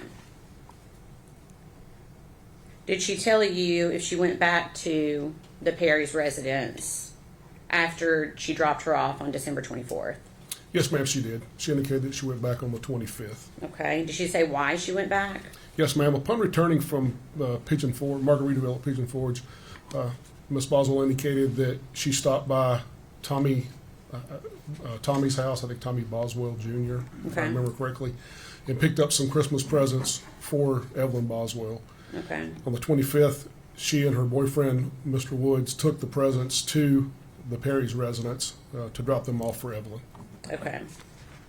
And did she say whether or not they went into the house that day? Ms. Boswell indicated that Mr. Woods did not go with her up to the residence, that he dropped her off at the end of the driveway. She walked to the residence, and that she did not go into the house that day. Okay. So she indicated that Hunter Wood stayed at the end of the driveway. That's correct. So did she indicate that they didn't even pull up to the top of the driveway to the house? She indicated they did not pull up to the top of the driveway. Why did she say that she wouldn't pull up to the top of the driveway? She had some concern that Mr. Perry and Mr. Woods may get in some sort of argument or altercation. Therefore, Mr. Woods stayed at the bottom of the driveway, and Ms. Boswell went up to the residence alone. Okay. And did she indicate that she spoke with Ethan that day? She did, yes, ma'am. Okay. And did she indicate whether or not she saw Evelyn that day? She indicated that she did see Evelyn on the 25th, but according to memory, she saw her on the 25th, but less than an hour. Less than an hour. Okay. Did she indicate whether she saw anyone else at the residence that day? No, ma'am, she did not. Okay. And did she indicate that she went back to the residence at any time after that? I don't have a recollection that she went back. I know she tried to make contact, she said, with her daughter Evelyn later, but I don't recall she went back to the residence. Okay, so it's your belief that the last date was December 25th? Yes, ma'am. Okay. To your knowledge, did she tell you whether or not she'd ever left Evelyn with Ethan Perry prior to this time? I don't recall that she indicated she had ever left her daughter with Ethan Perry prior to this. Did she talk at all about the fact that Ethan was in the Army? Yes, ma'am, she did. Okay. What did she say about that? She told me that Ethan was in the Army, that he was home on break, and that she was going to let her daughter Evelyn stay with Ethan, who she indicated was his biological father, for the holiday. Okay. And that he also indicated that his contract was up, or was soon to be up, with the Army. Okay. Okay, so after that date, December 25th, did the defendant indicate that she continued to go over to Ethan's house to try to see Evelyn? No, ma'am, she did not. Okay. So did she tell you she did not try to go back over? Yes, ma'am, I recall having a conversation, and she said that she called, I think on New Year's Eve, Okay. but that she did not see Evelyn. There was some discussion, she indicated, between her at some point. I don't know if it was the 24th or 25th. I don't Okay. recall specifically. Maybe both days. She said they did get to an argument. That Mr. Perry said that he was going to try to get custody. Okay. So she's telling you that Ethan had threatened her. With attempting to get custody of Evelyn, yes, Okay. ma'am. Okay. Did she show you any proof of any custody paperwork at any time? She did not. I recall asking her who the biological father was on the birth certificate, and she indicated that it was not Mr. Perry. But I don't have any recollection of who that person was, if Okay. listed at all. So at some point she told you Ethan Perry was not the father. Not listed on the birth certificate. Not listed on the birth certificate. Okay, I apologize. Okay. So, did Megan ever say why she hadn't contacted law enforcement when she could not get in touch with Ethan Perry. Yes, ma'am, she did. I asked that question, and she said that because Mr. Perry had made threats that he would attempt to gain custody of the child, Okay. that she was fearful if she went to law enforcement that would further anger him and bolster his case about getting custody of the child. Okay.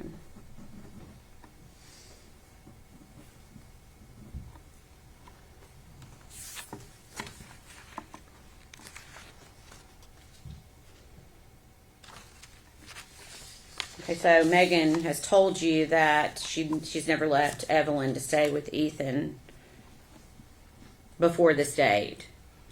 Did she ever explain to you why she felt like it was okay to leave Evelyn with essentially a stranger to Evelyn?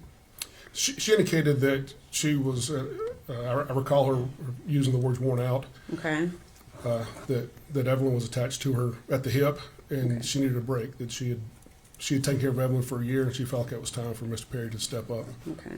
And that she had also been taking care of her father or stepfather's children, other children in the home. Okay. And she was tired. Did she indicate whether or not she could handle Evelyn herself? She indicated she was just getting too much to handle. Yes, ma'am.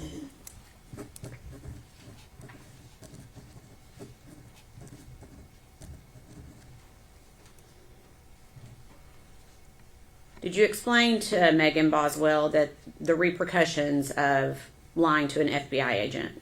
Yes, ma'am, I did. Did she indicate that she understood? Yes, ma'am, she did verbally. Okay. Did she ever tell you she wanted to correct any of the information that she had given you? No, ma'am, I went through all of the information in the notes that were taken and read them back to Miss Boswell, and she indicated she had nothing to correct. Okay. So she continued to say that everything that she told you about Ethan was true. That's correct. Yes, ma'am, she Okay. did.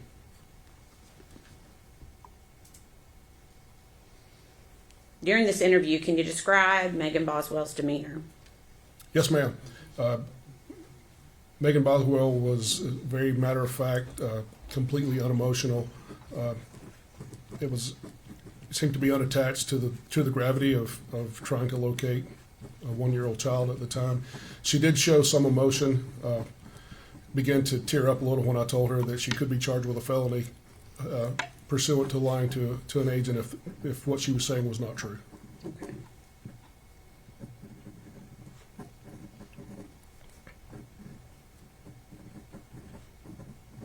Okay, so after that date, as the investigation continued, were you able to confirm whether the story she was telling you on that date was true or not?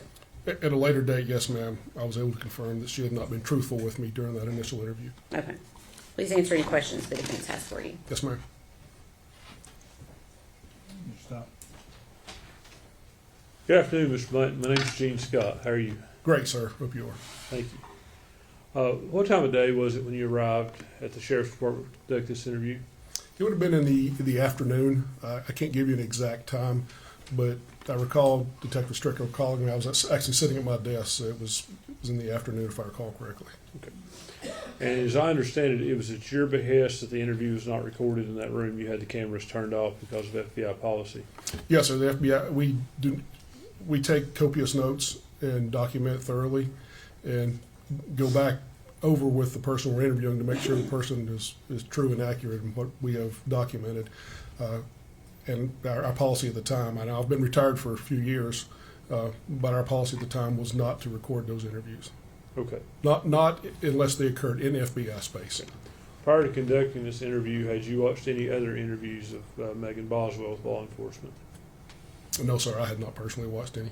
Okay. Had you been made aware of other interviews with her? It seems like Detective Strickler may have spoken with her prior to me speaking with her, but I don't know the gist of those interviews. Okay. That's all the questions I have. Thank you. Yes, sir. Redirect. No, Your Honor. Is he free to go? Yes, sir. Yes, Your Honor. Thank you, sir, for your testimony. Yes, sir. You're released from your subpoena.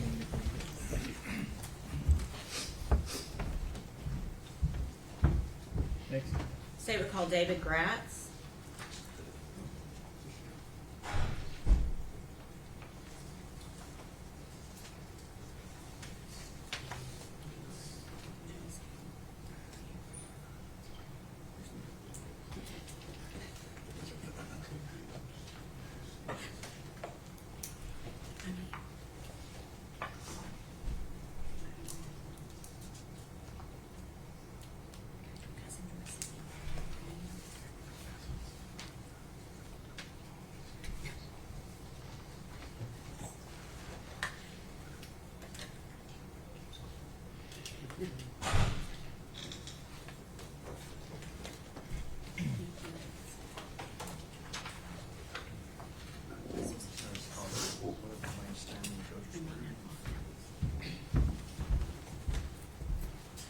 Raise your right hand, state your name. David Gratz. Do you solemnly swear or affirm the testimony you're about to give will be the truth, the whole truth, and nothing but the truth? Thank you.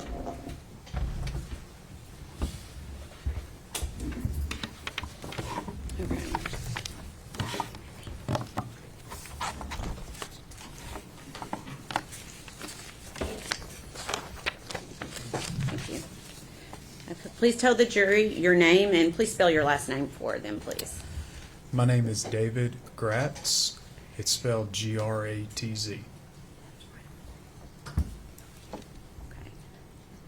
Where are you currently employed? I'm an attorney in the private practice of law. Okay.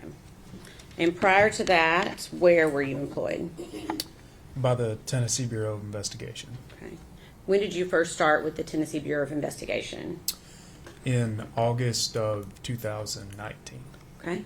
And what was your title during that time? I was a special agent criminal investigator. Okay. Can you give the jury a brief summation of what that job entails? Yes, I was assigned to the criminal investigation division. So it's what a larger department might call like a major crimes unit. So we investigated things like death investigations, missing persons, adults and children, officer-involved shootings, and public corruption. Okay. If you can also just give the jury a brief summation of your education up until the point of starting your first job. So I graduated from East Tennessee State University with a bachelor's degree in 2011. I continued on and went to law school at Lincoln Memorial University School of Law and graduated with a law degree in 2014. And do you want me to go into my first employment? Please. My first position was with the District Attorney General's office in the 3rd Judicial District, primarily assigned in Morristown. Okay. And then you went to the TBI thereafter. Is that right? That's correct. Okay. And were you employed with the Tennessee Bureau of Investigation in February of 2020? Yes, I was. And were you called to assist in the investigation of missing child Evelyn Boswell? Yes, I was. Okay. Which agency requested the Tennessee Bureau of Investigation's help? Initially, it was called in by the Sullivan County Sheriff's Office for us to assist in an investigation of a missing child. And later, we were formally requested in writing to assist by the District Attorney General, Barry Stollis. Okay.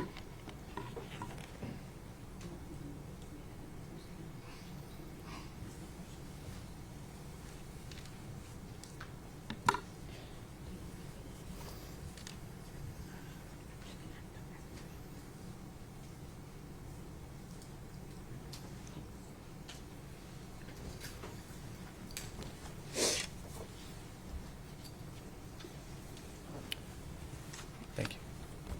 I'm handing you a document. Do you recognize that? Yes, I do. Okay. What is it?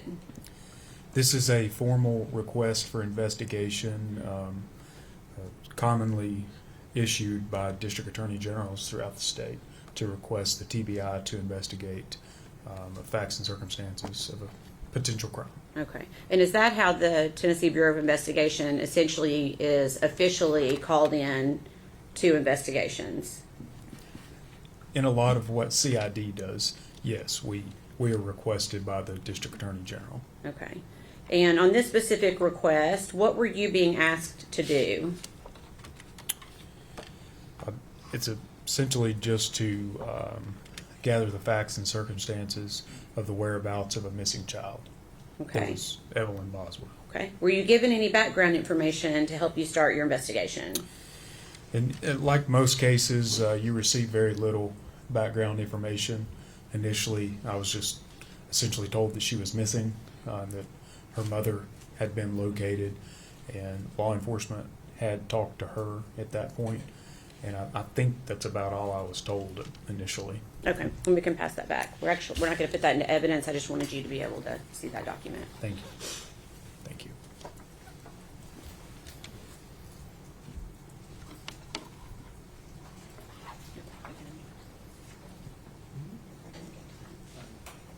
we approach her?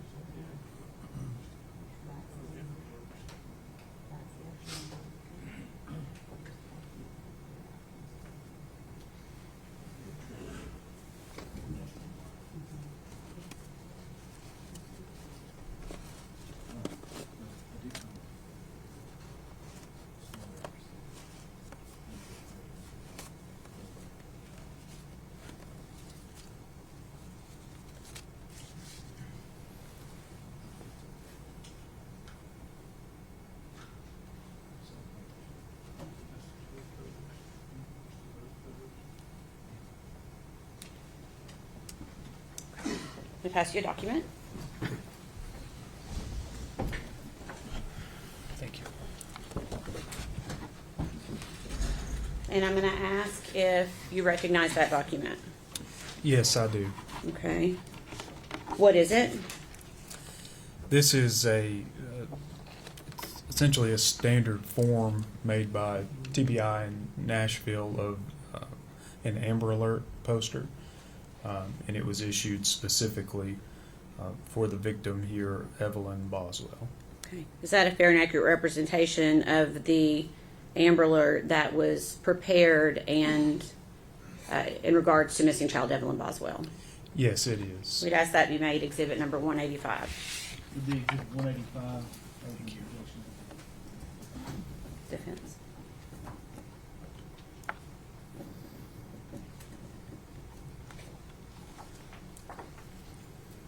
Okay. And permission to publish, Your Honor.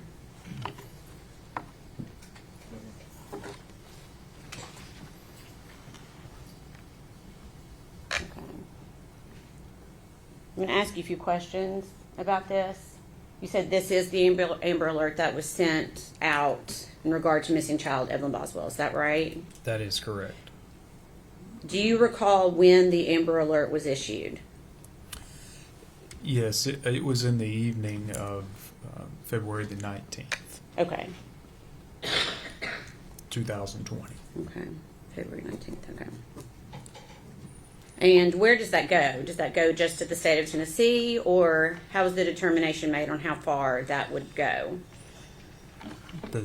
That's a question that I don't specifically know the answer to. Okay. I know they are issued statewide. Okay. I know depending on the location, it can travel over into different states at times. Okay. And the information on the bottom of this, it's pretty small print. I can see it. Okay, you can see it okay? I can. Is the information listed here, where had the Tennessee Bureau of Investigation taken these details that are listed on the Amber Alert? I'm sorry, I don't think I understand your question. Where did you get the information that Evelyn was last seen wearing a pink tracksuit? That information was provided to us by the defendant. Okay. Where did you get information about a BMW? Also from the defendant. Okay. All right.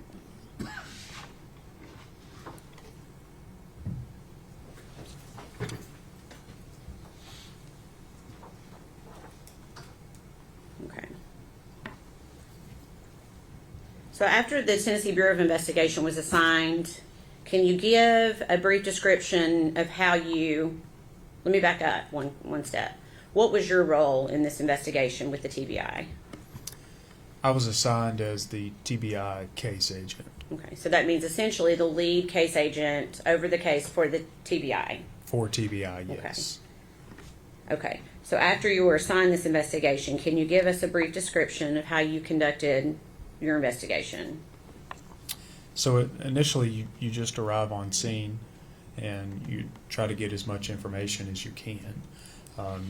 You talk to the people who have already been there, find out what they have done. You talk with the local agency or agencies that are already involved, and you really just try to understand what's going on in the investigation and what has been done so far. Okay, and were you working with other agencies at this point? Yes. Okay, which other agencies around February 18th, February 19th? When I first arrived, it was TBI was on scene at the Sullivan County Sheriff's Office with Sullivan County, and I believe they were members of the Federal Bureau of Investigation on scene, FBI.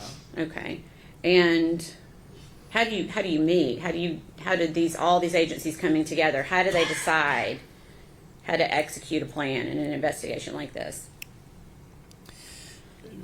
In the initial phases, you really do the best you can, but it oftentimes goes to either the case agent or the highest in chain of command that is on scene, and they get together and decide which agency will play a role in what, and you just divvy up tasks. Okay. As part of what you did you go to the trailer that Megan Boswell lived in with Evelyn prior to Evelyn going missing? Yes, I did. And do you remember when you went to that trailer? That would have been the evening of the 19th Okay. of 2020, February 19th. So the same day the Amber Alert went out? That is correct. Okay. Anyone go with you to that trailer? Yes, investigator Tracy Haraz with the Sullivan County Sheriff's Office. Okay. Why did you go there? We were going initially to meet a young man named Austin Feller. Okay. And did the defendant still live at that trailer? No, she no longer lived there. Okay. Was anyone living in that trailer at the time? Yes, there were current tenants who had moved in. Okay. If I could please see exhibits number 49 and 50.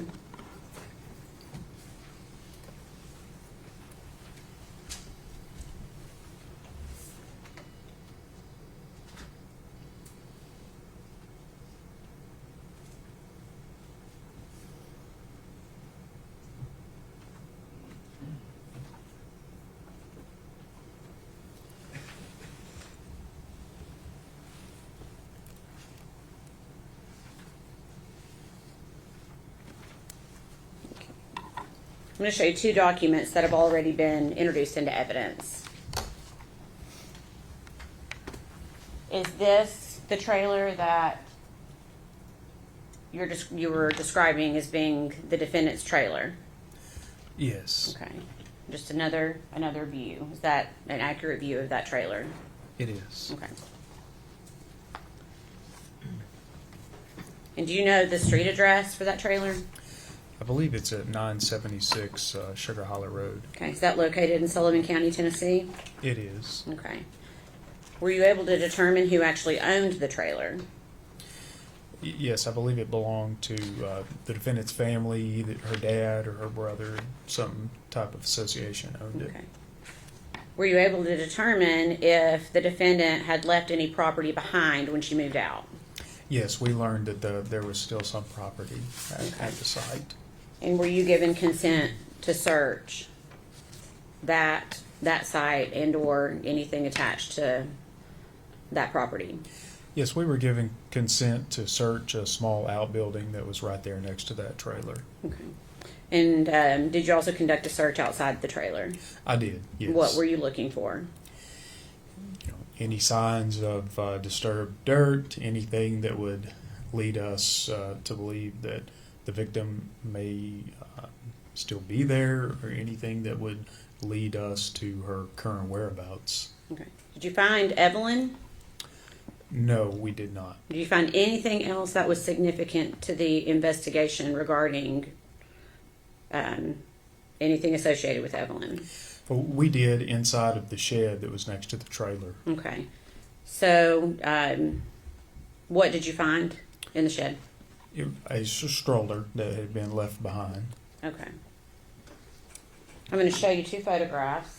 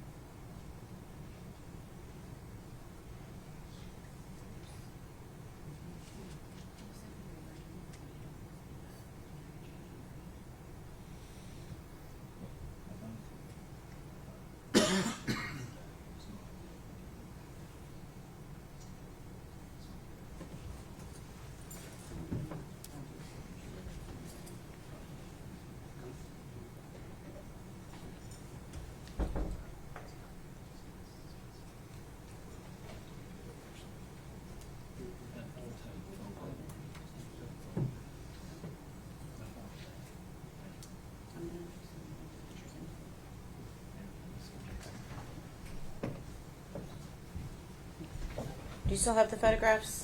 All right, objection's overruled. Okay. Yes, I Thank you. do. You still have the photographs? Okay, I do. okay. Do you recognize those photographs? Yes. What is it? These are 2 photographs of the stroller we found that evening. Okay. And were you able to determine whose property that was? Yes, this belonged to the defendant. Okay. So when you say belonged to the defendant, you found it where again? In the shed that's essentially not attached, but very close to the trailer where the defendant was living. Okay.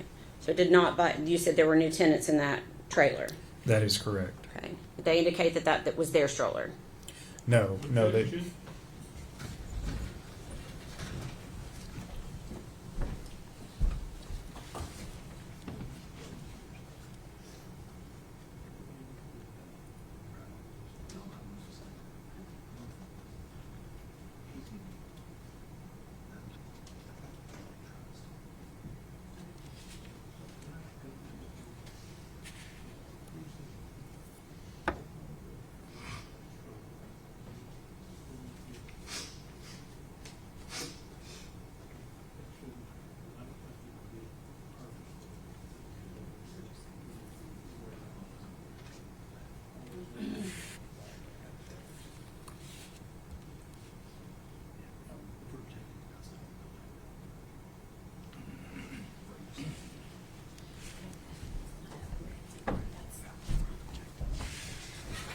Objection sustained. Okay.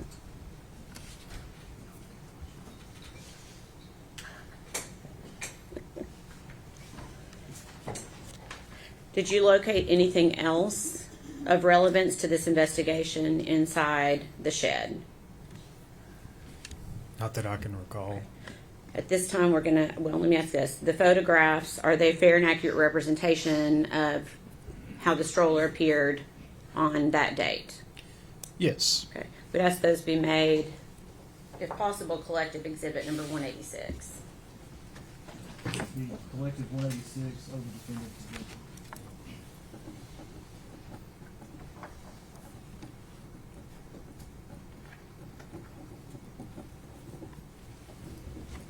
Permission to publish.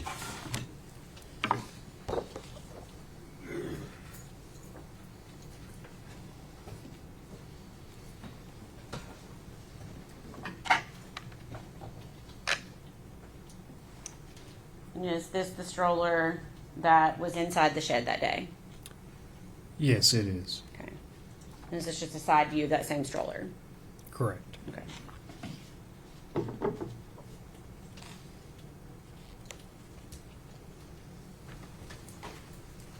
Did you also take the stroller itself into evidence?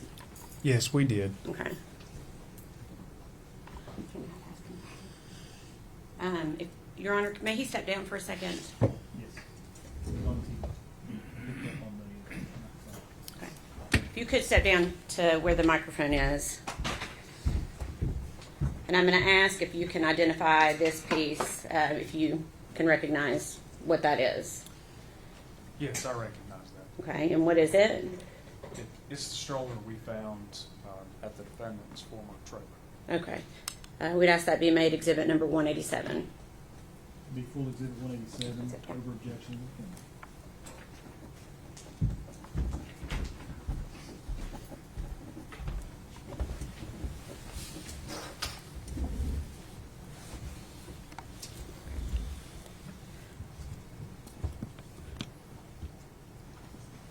And, Your Honor, would you like for us to fold that up?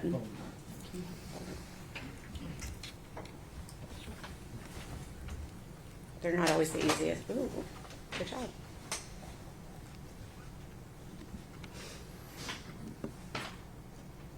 Do you need help?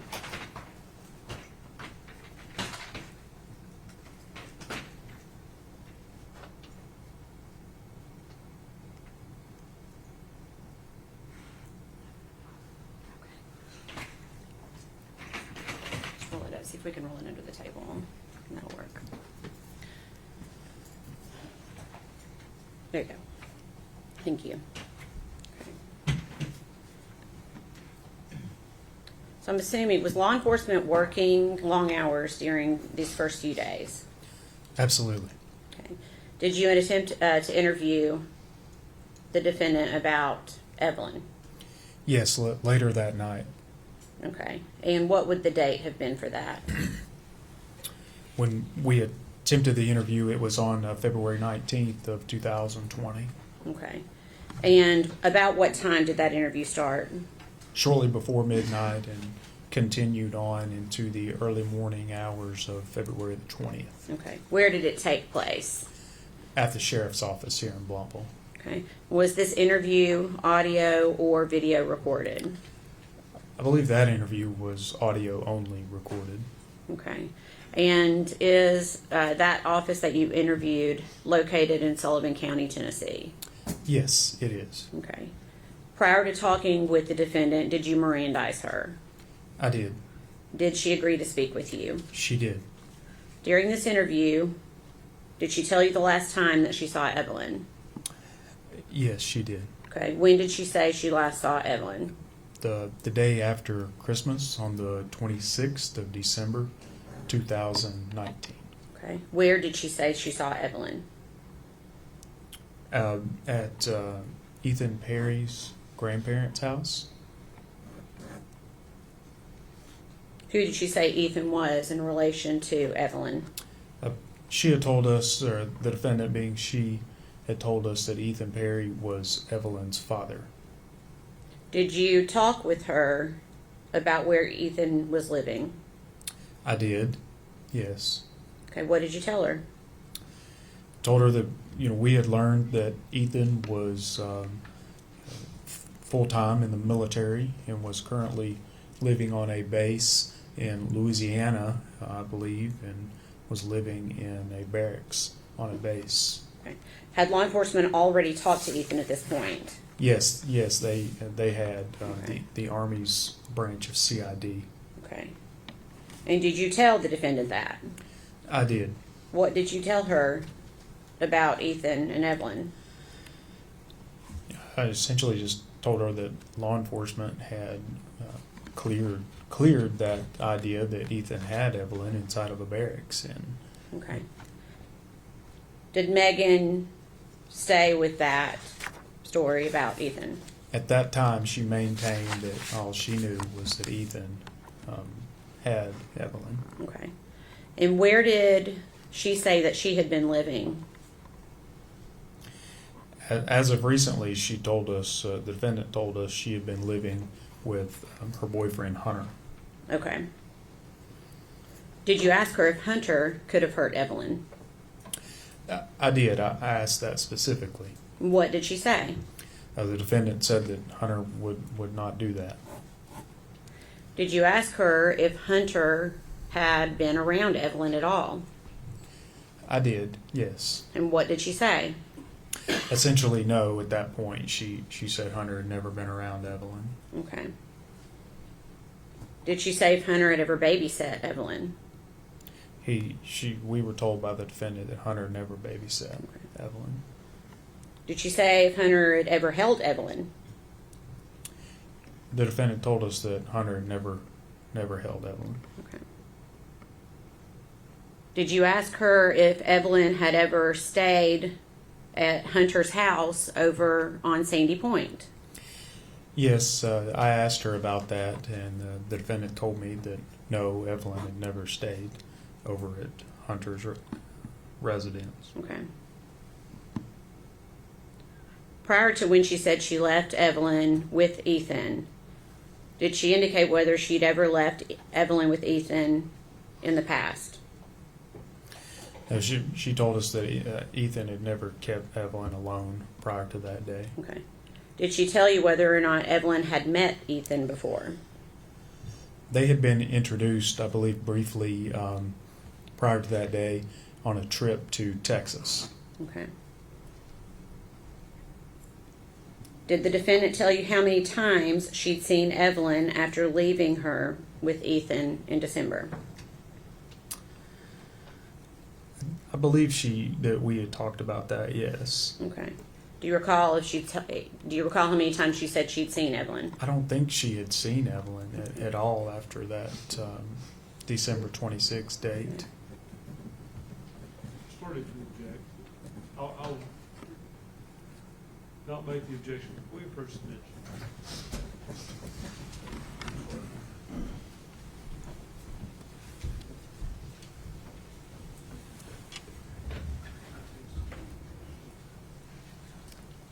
Ladies and gentlemen, I'll have you go with the officer.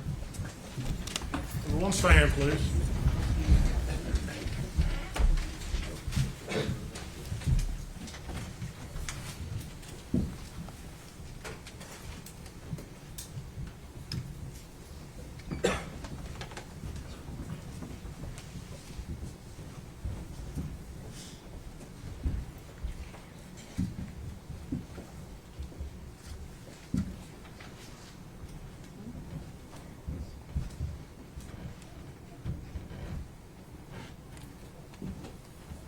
You may be seated. Thank you. We'll take about a 15-minute break. Mr. Gatz, please do not discuss your testimony with any other witness during the break or allow them to discuss their testimony. Court stands in recess.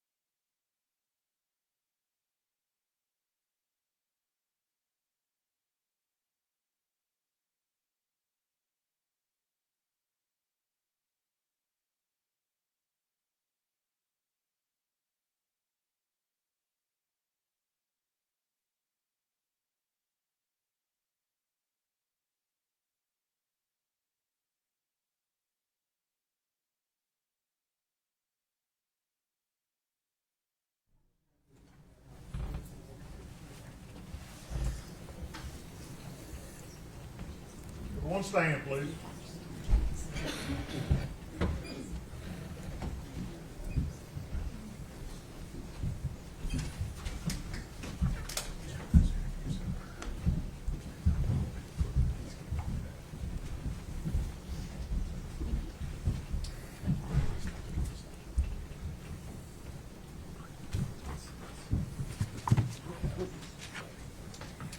You may be seated. Thank you.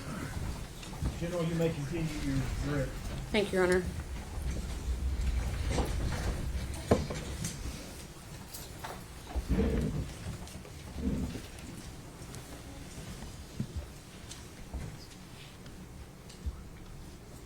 I'm trying to remember where we left off. Give me just a second.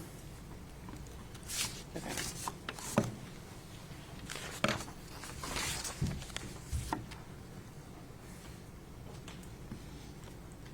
I think we had left off on me asking you if the defendant had told you how many times she had seen Evelyn after leaving her with Ethan. Is that the last question I asked you? I think we were somewhere in that area for Okay. sure. And do you remember what she told you? I believe what she said was that she had not seen Evelyn since that day. Okay. Did she tell you that she had been trying to get in touch with Ethan? I think she said she'd reached out to him maybe one time, once or twice. Okay.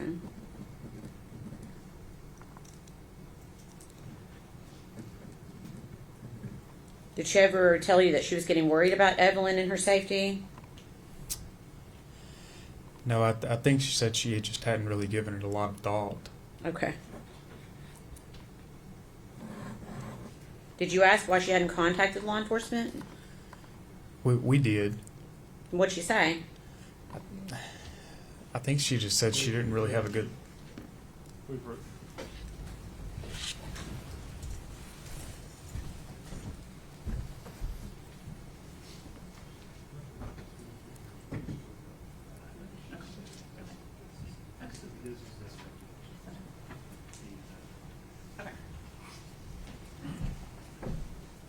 Sustained. Okay, so I'm going to ask, when I ask you a question, if you don't know the answer, you don't have to tell me. Sure. We try not to speculate with words like "I think" or things like that. Okay, so I may back up just a few questions All and right. ask you those questions again. Okay. Did Megan say she tried to get in touch with Ethan after the last time she had seen Evelyn? I know she said that, yes. Okay. Did she say she ever got worried about Evelyn and or her safety? She said she had not. Okay. Did you ask her why she hadn't contacted law enforcement? We did ask her that. And what was her response? Specifically, I don't recall what she said. Okay. What was her demeanor during this interview? I would describe it as just very nonchalant. Okay. And on this same day, do you recall being present when she was interviewed again? Yes. Okay. And was anyone else present during that interview? Yes. And who was present? At the time, it was Sergeant Matt Price. Okay. Was the interview audio and video recorded? It was. And where did it take place? It was also at the sheriff's office. Okay. And is that in Sullivan County, Tennessee? It is. How much time had passed from the interview we just talked about to this interview that we're getting ready to talk about? Something like 8 hours. The interview we initially discussed ended at around 3 in the morning. The interview at the next day was around midday, noon. Okay. So you said the first one ended around 3 in the morning. Is that right? That is correct. And what time do you believe the second one began? It was around noon the following day, the Okay. 20th. Okay. Without going into the details of that interview, we're going to go ahead and jump ahead to The following day, February 21st, was the defendant interviewed again on February 21st. She was. Was anyone else present for that interview? Matt Price, Okay. Sheriff's Office. Okay. And was that interview also audio and video recorded? Yes, it was. Okay. Prior to that interview, had the Tennessee Bureau of Investigation collected some of Megan Boswell's property from the residents of Hunter Wood? Yes, a couple of our agents had collected some of her property. Okay. And did Megan Boswell give you consent to search and collect those items? She did. Okay.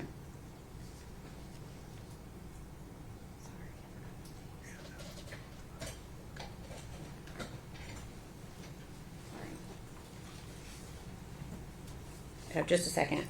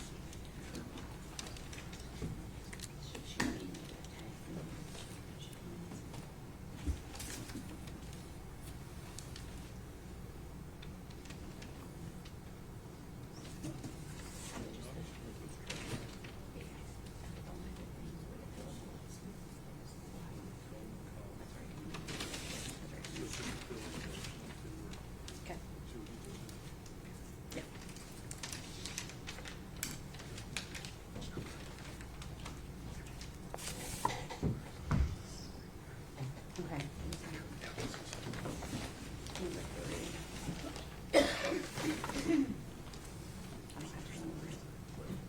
Okay. I'm just pass you some items from evidence. Would you prefer? I'll just send back. Scissors up there.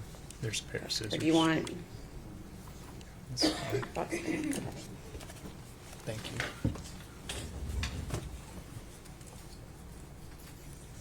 Okay, if you could just, there should be some gloves up there. Do you see gloves up on the table? I do. I'm putting them on now. Okay.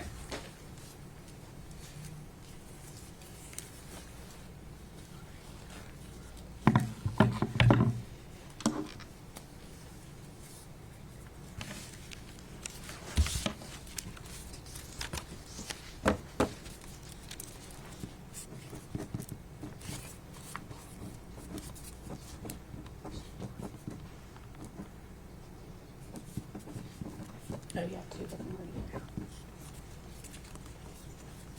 Tell me the numbers again.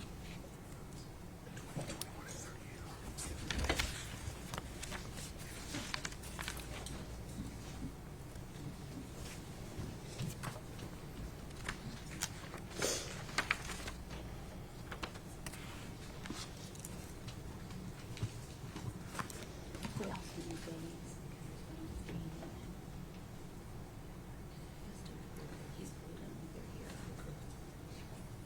Okay, you have that one opened. No, I was sort of waiting on you to It's ask okay. a question. If you could go ahead and open that item.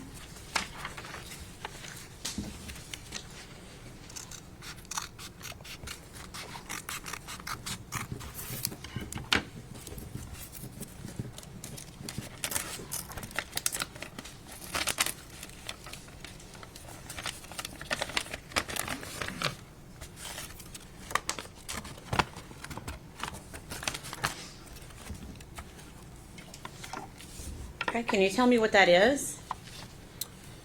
This is a small Polaroid type picture that the defendant described was taken at I believe that one was the Blowing Rock trip in North Carolina. Okay. And to your knowledge, is there a date at all on that? There may not be, I don't know. This photograph does not have a date on it. Okay. And where did you obtain that photo? Was that from, where was that photograph obtained from? It was from a box of belongings belonged to the defendant. Okay. We'd ask that be made exhibit number 188.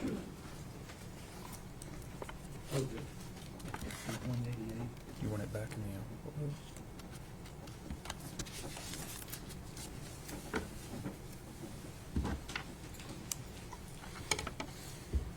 May we publish, Your Honor?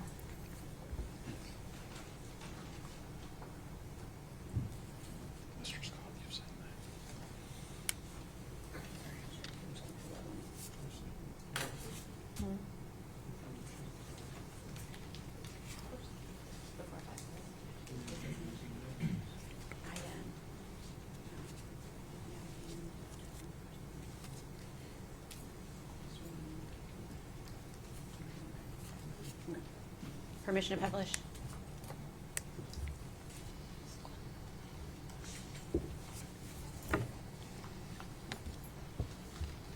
Okay. And how did you know what this was a photograph of? At the time during the interview, myself and Sergeant Price were sitting there with the defendant, pulling these items out, asking her to describe these items to us. Okay. And she described that as being from Blowing Rock. That's correct.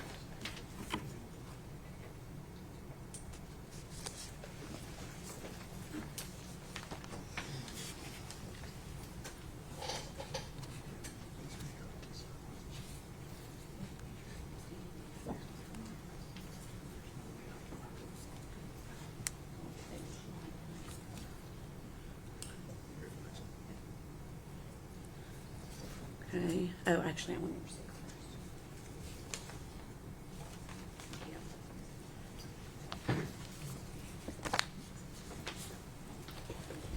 Could I get that exact knife?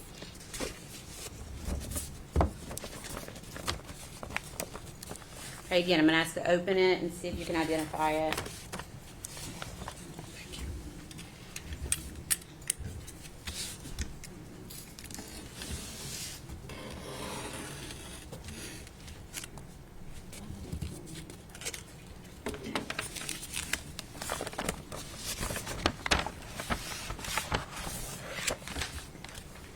All right.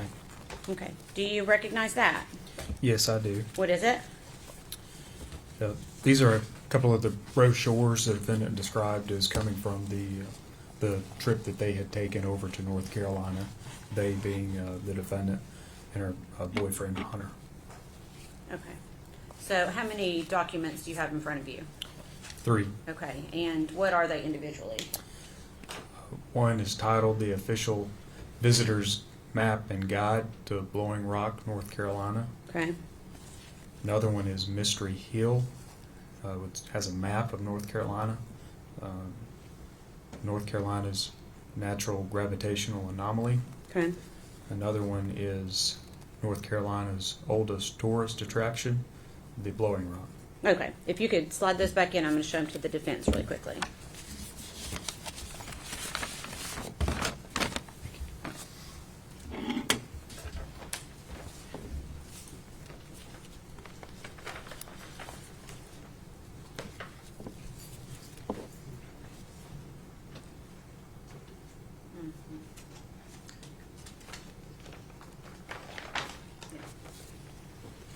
Your Honor, we'd offer this as exhibit number 189, please. Any objection? No, sir. It's collected exhibit 189.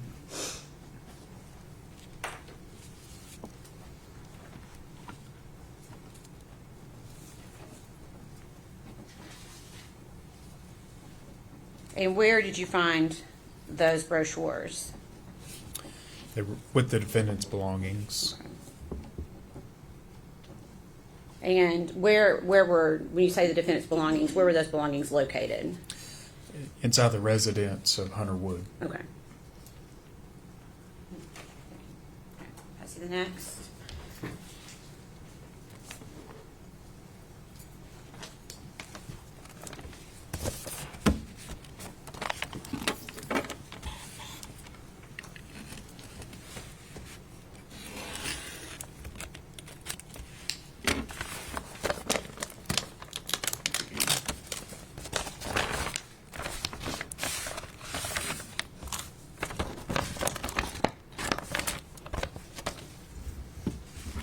Okay.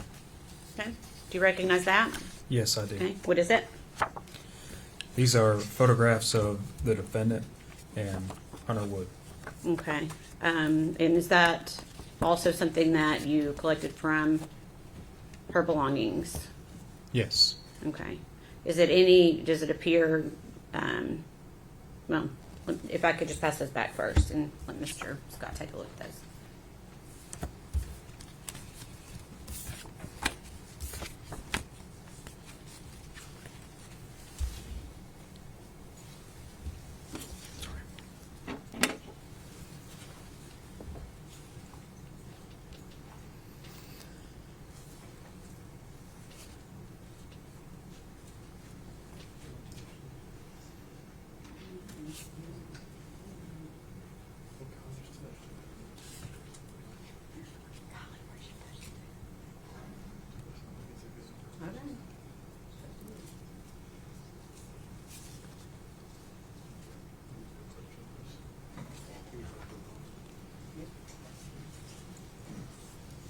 May we approach?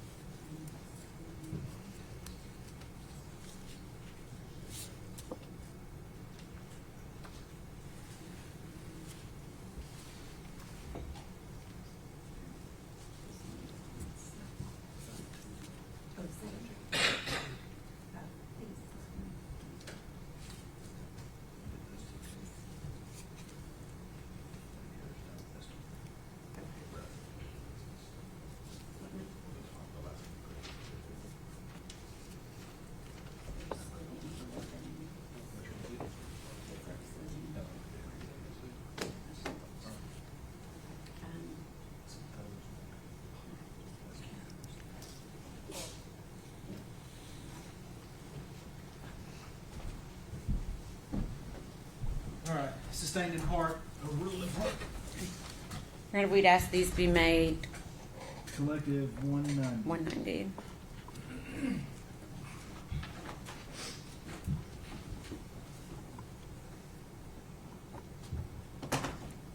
Permission to publish. Go ahead.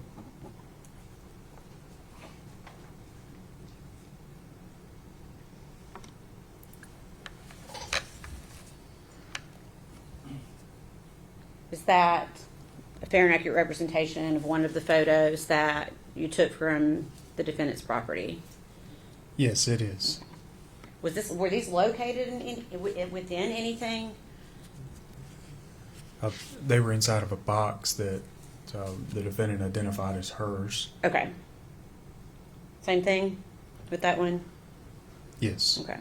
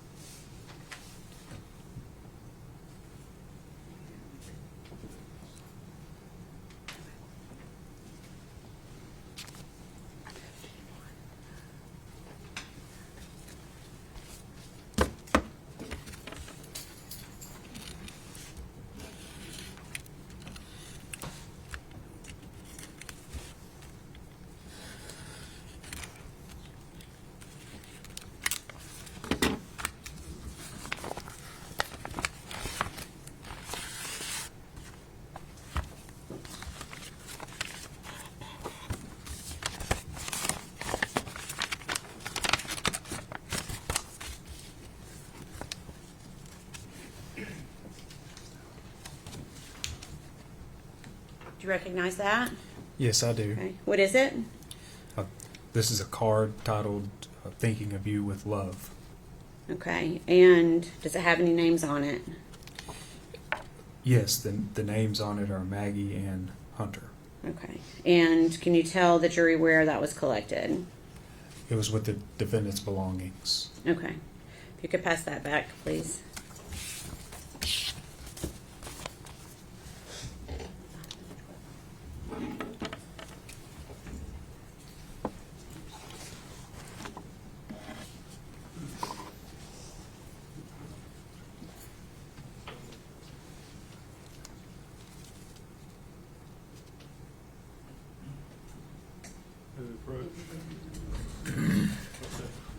We resolved it. We resolved it. Resolved it.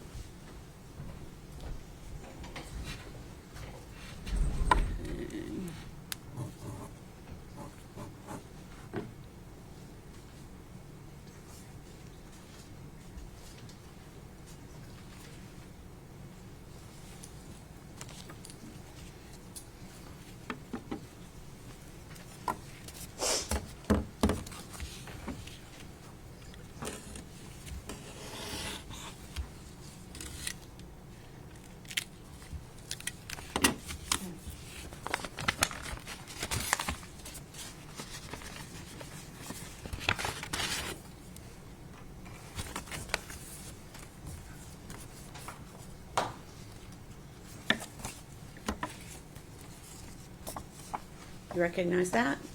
Yes, I do. What is it?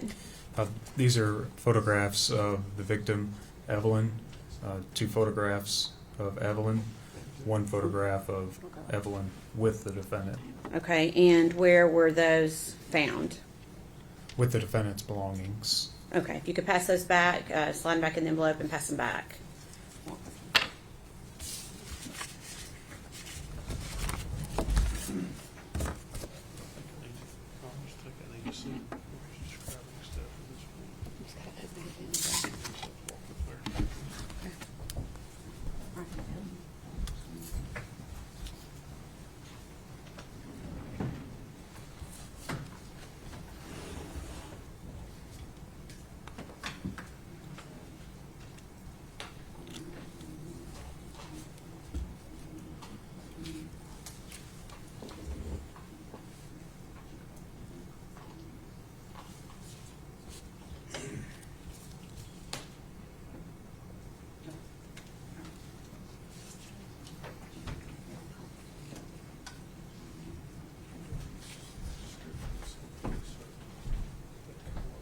Sustained.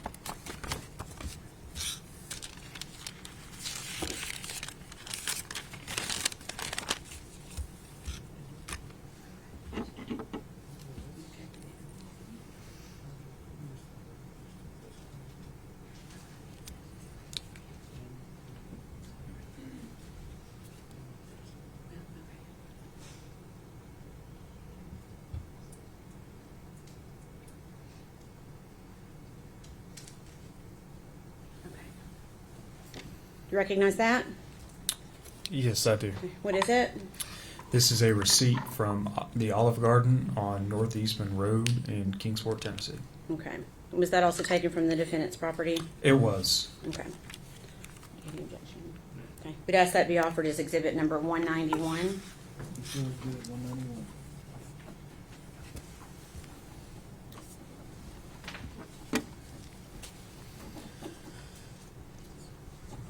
If I could have it passed back to the witness briefly.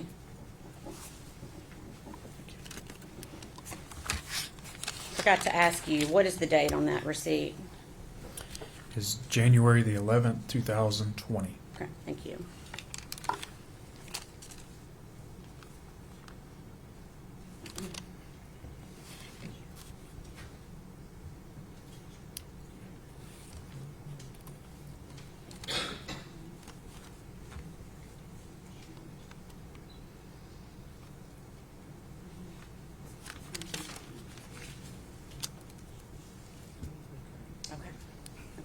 I'm going to ask if I could please have, and you saw that exhibit with you? You can pass that back down to the clerk.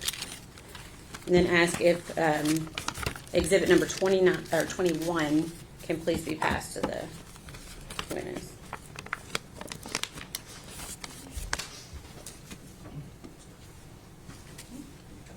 Nope, sorry, not 21. I'm wrong.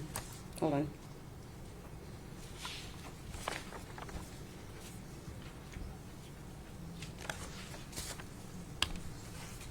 It would be number 91. Sorry. I'm going to ask if you could take a look at that.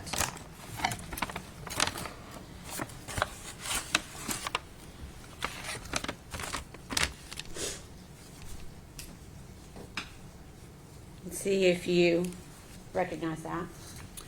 Yes, I recognize this. What is it? This is a shirt that belonged to the victim, Evelyn Boswell. Okay, where was that found? It was inside what the defendant referenced as a baby box. Okay. And where was that baby box located?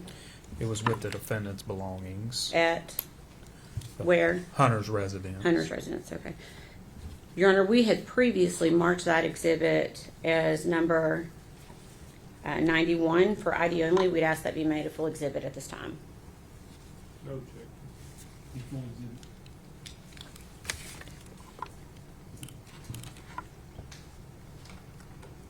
Agent Gratz, I'm going to ask for you, well, let me ask the court, may I publish it, Your Honor? Agent Gratz, I'm going to ask for you to take it out of the package and show it to the jury, please. Do you just want me to hold it up? Yeah. Yeah, I'm going to stand up so everyone can see it. Thank you.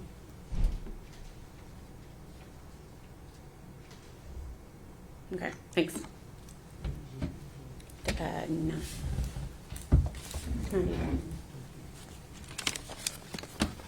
I'm going to ask if Exhibit 92 could please be passed to the witness.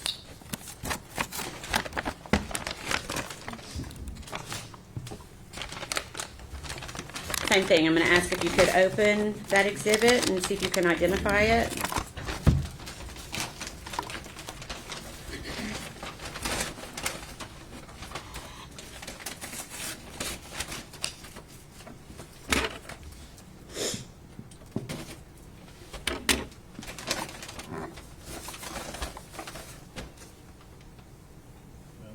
Don't show it to the jury yet. I'm sorry. It's okay. Yes. Okay. What is it? This is a child's blanket. Okay. And does it have any special features on it that are identifiable? What type of blanket is it? It's a shark blanket. Okay. Baby shark. And where was that located? It was with the defendant's belongings. Okay. At Hunter's Woods residence? Yes. Okay. And was that also in that box that you're referencing? Yes. Okay. Your Honor, that had been previously marked as ID only. We would ask that it be made into a full exhibit. No objection. Before exhibit 92. Now you. Okay. May we publish it, Your Honor? You want me to stand up again? So long as the court is okay with that.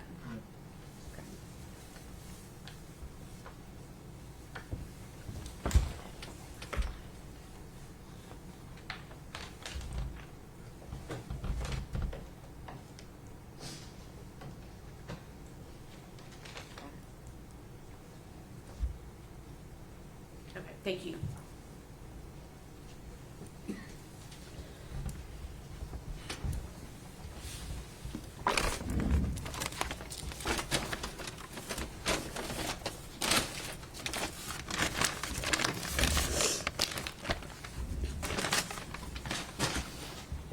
before we went through all of those, we were talking about that interview from February 21st with Sergeant, now Lieutenant Price.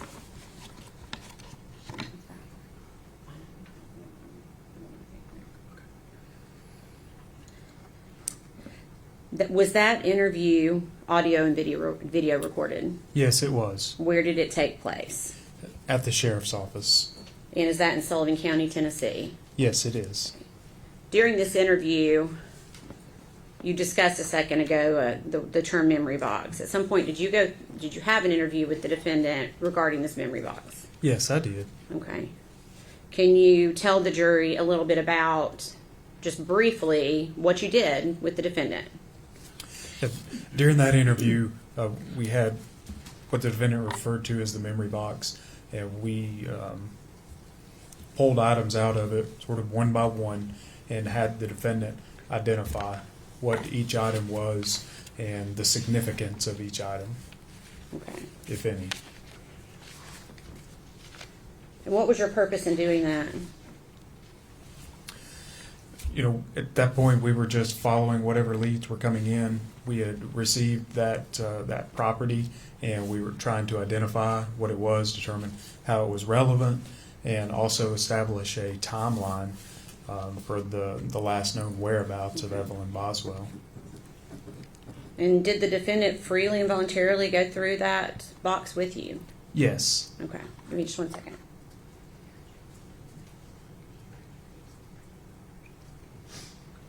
Your Honor, may we approach?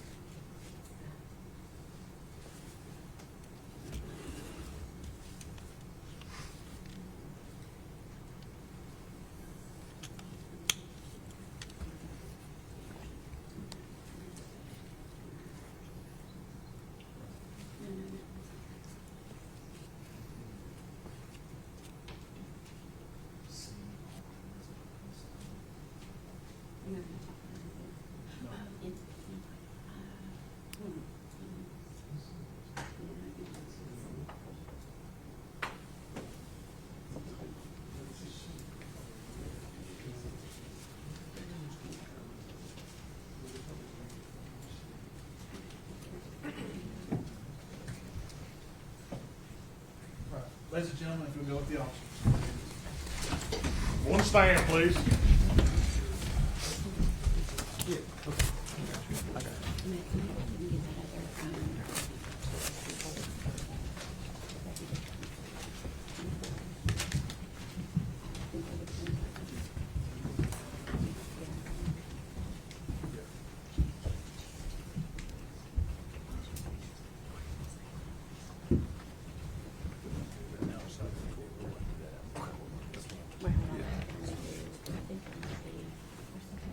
May be seated, thank you. All right, we'll be in recess 10 or 15 minutes. You want to take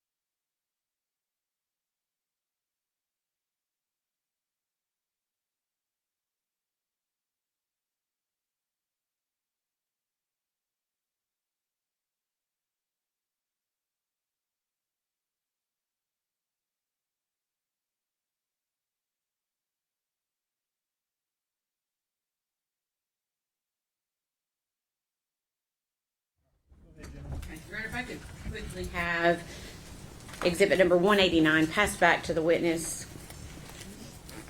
for just a second. It should be on the far right on that table. Thank you. Yeah.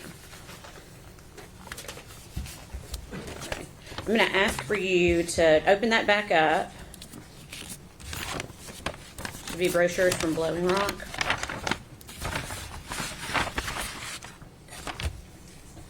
Is that right? That's correct. Okay. If you could look into those brochures and see if you anything that indicates a date.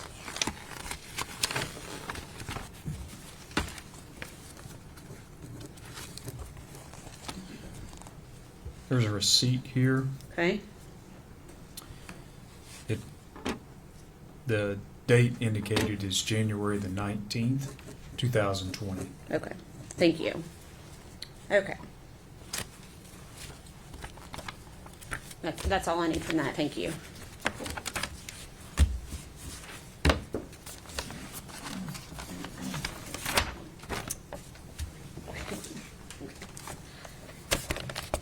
I'm going to ask if you can open that up and see if you can identify it.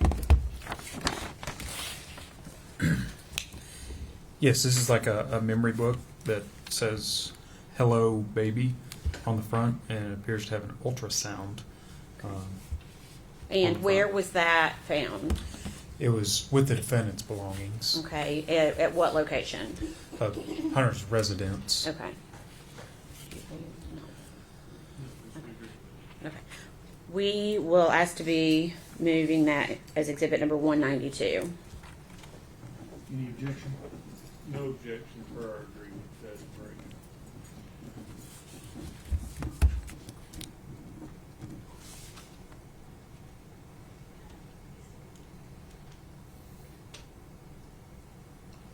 Full exhibit 192. And what I'm going to do right now is just ask for you to, Your Honor, may we publish this to the jury, just the front of the book? Okay. If you could just hold up the front of the book so the jury can see the front of the book, please. Okay. Thank you. And we briefly talked before the break. Is that the book that we were discussing in regards to that interview? Yes. Okay. Okay, you can pass that back to the clerk.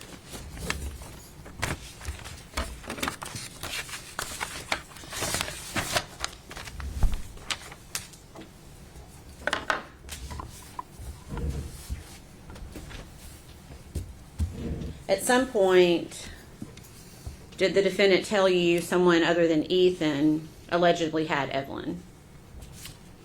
She did, yes. And who did she allege had Evelyn? After a period of time, the defendant told us that her mother, in fact, had Evelyn Boswell. Okay, is Her that... mo- I'm sorry, go ahead. And her mother's name is Angela Boswell, Okay. also referred to as Angel from Okay. time to time. And were you able to locate Angela Boswell? Yes, she was located And where was she located? in Wilkes County, North Carolina. Okay. Was she with anyone? She was with a man named William McLeod. Okay. Did Angela have Evelyn? No, she did not. Okay. At this point in the investigation, had anything led you to believe that Angela had Evelyn at any point? No. Okay. Did you yourself end up going to North Carolina? Yes, I did. And why? To interview Angela Boswell and William McLeod. Okay. Moving forward a few days, do you remember meeting with Megan Boswell again on February 23rd, 2020? Yes, I do. Okay. Who was present for that interview? Now Lieutenant Matt Price Okay. Where did that interview take place? at the sheriff's office. Okay. Is that located in Sullivan County, Tennessee? Yes, it is. What was the purpose of that interview?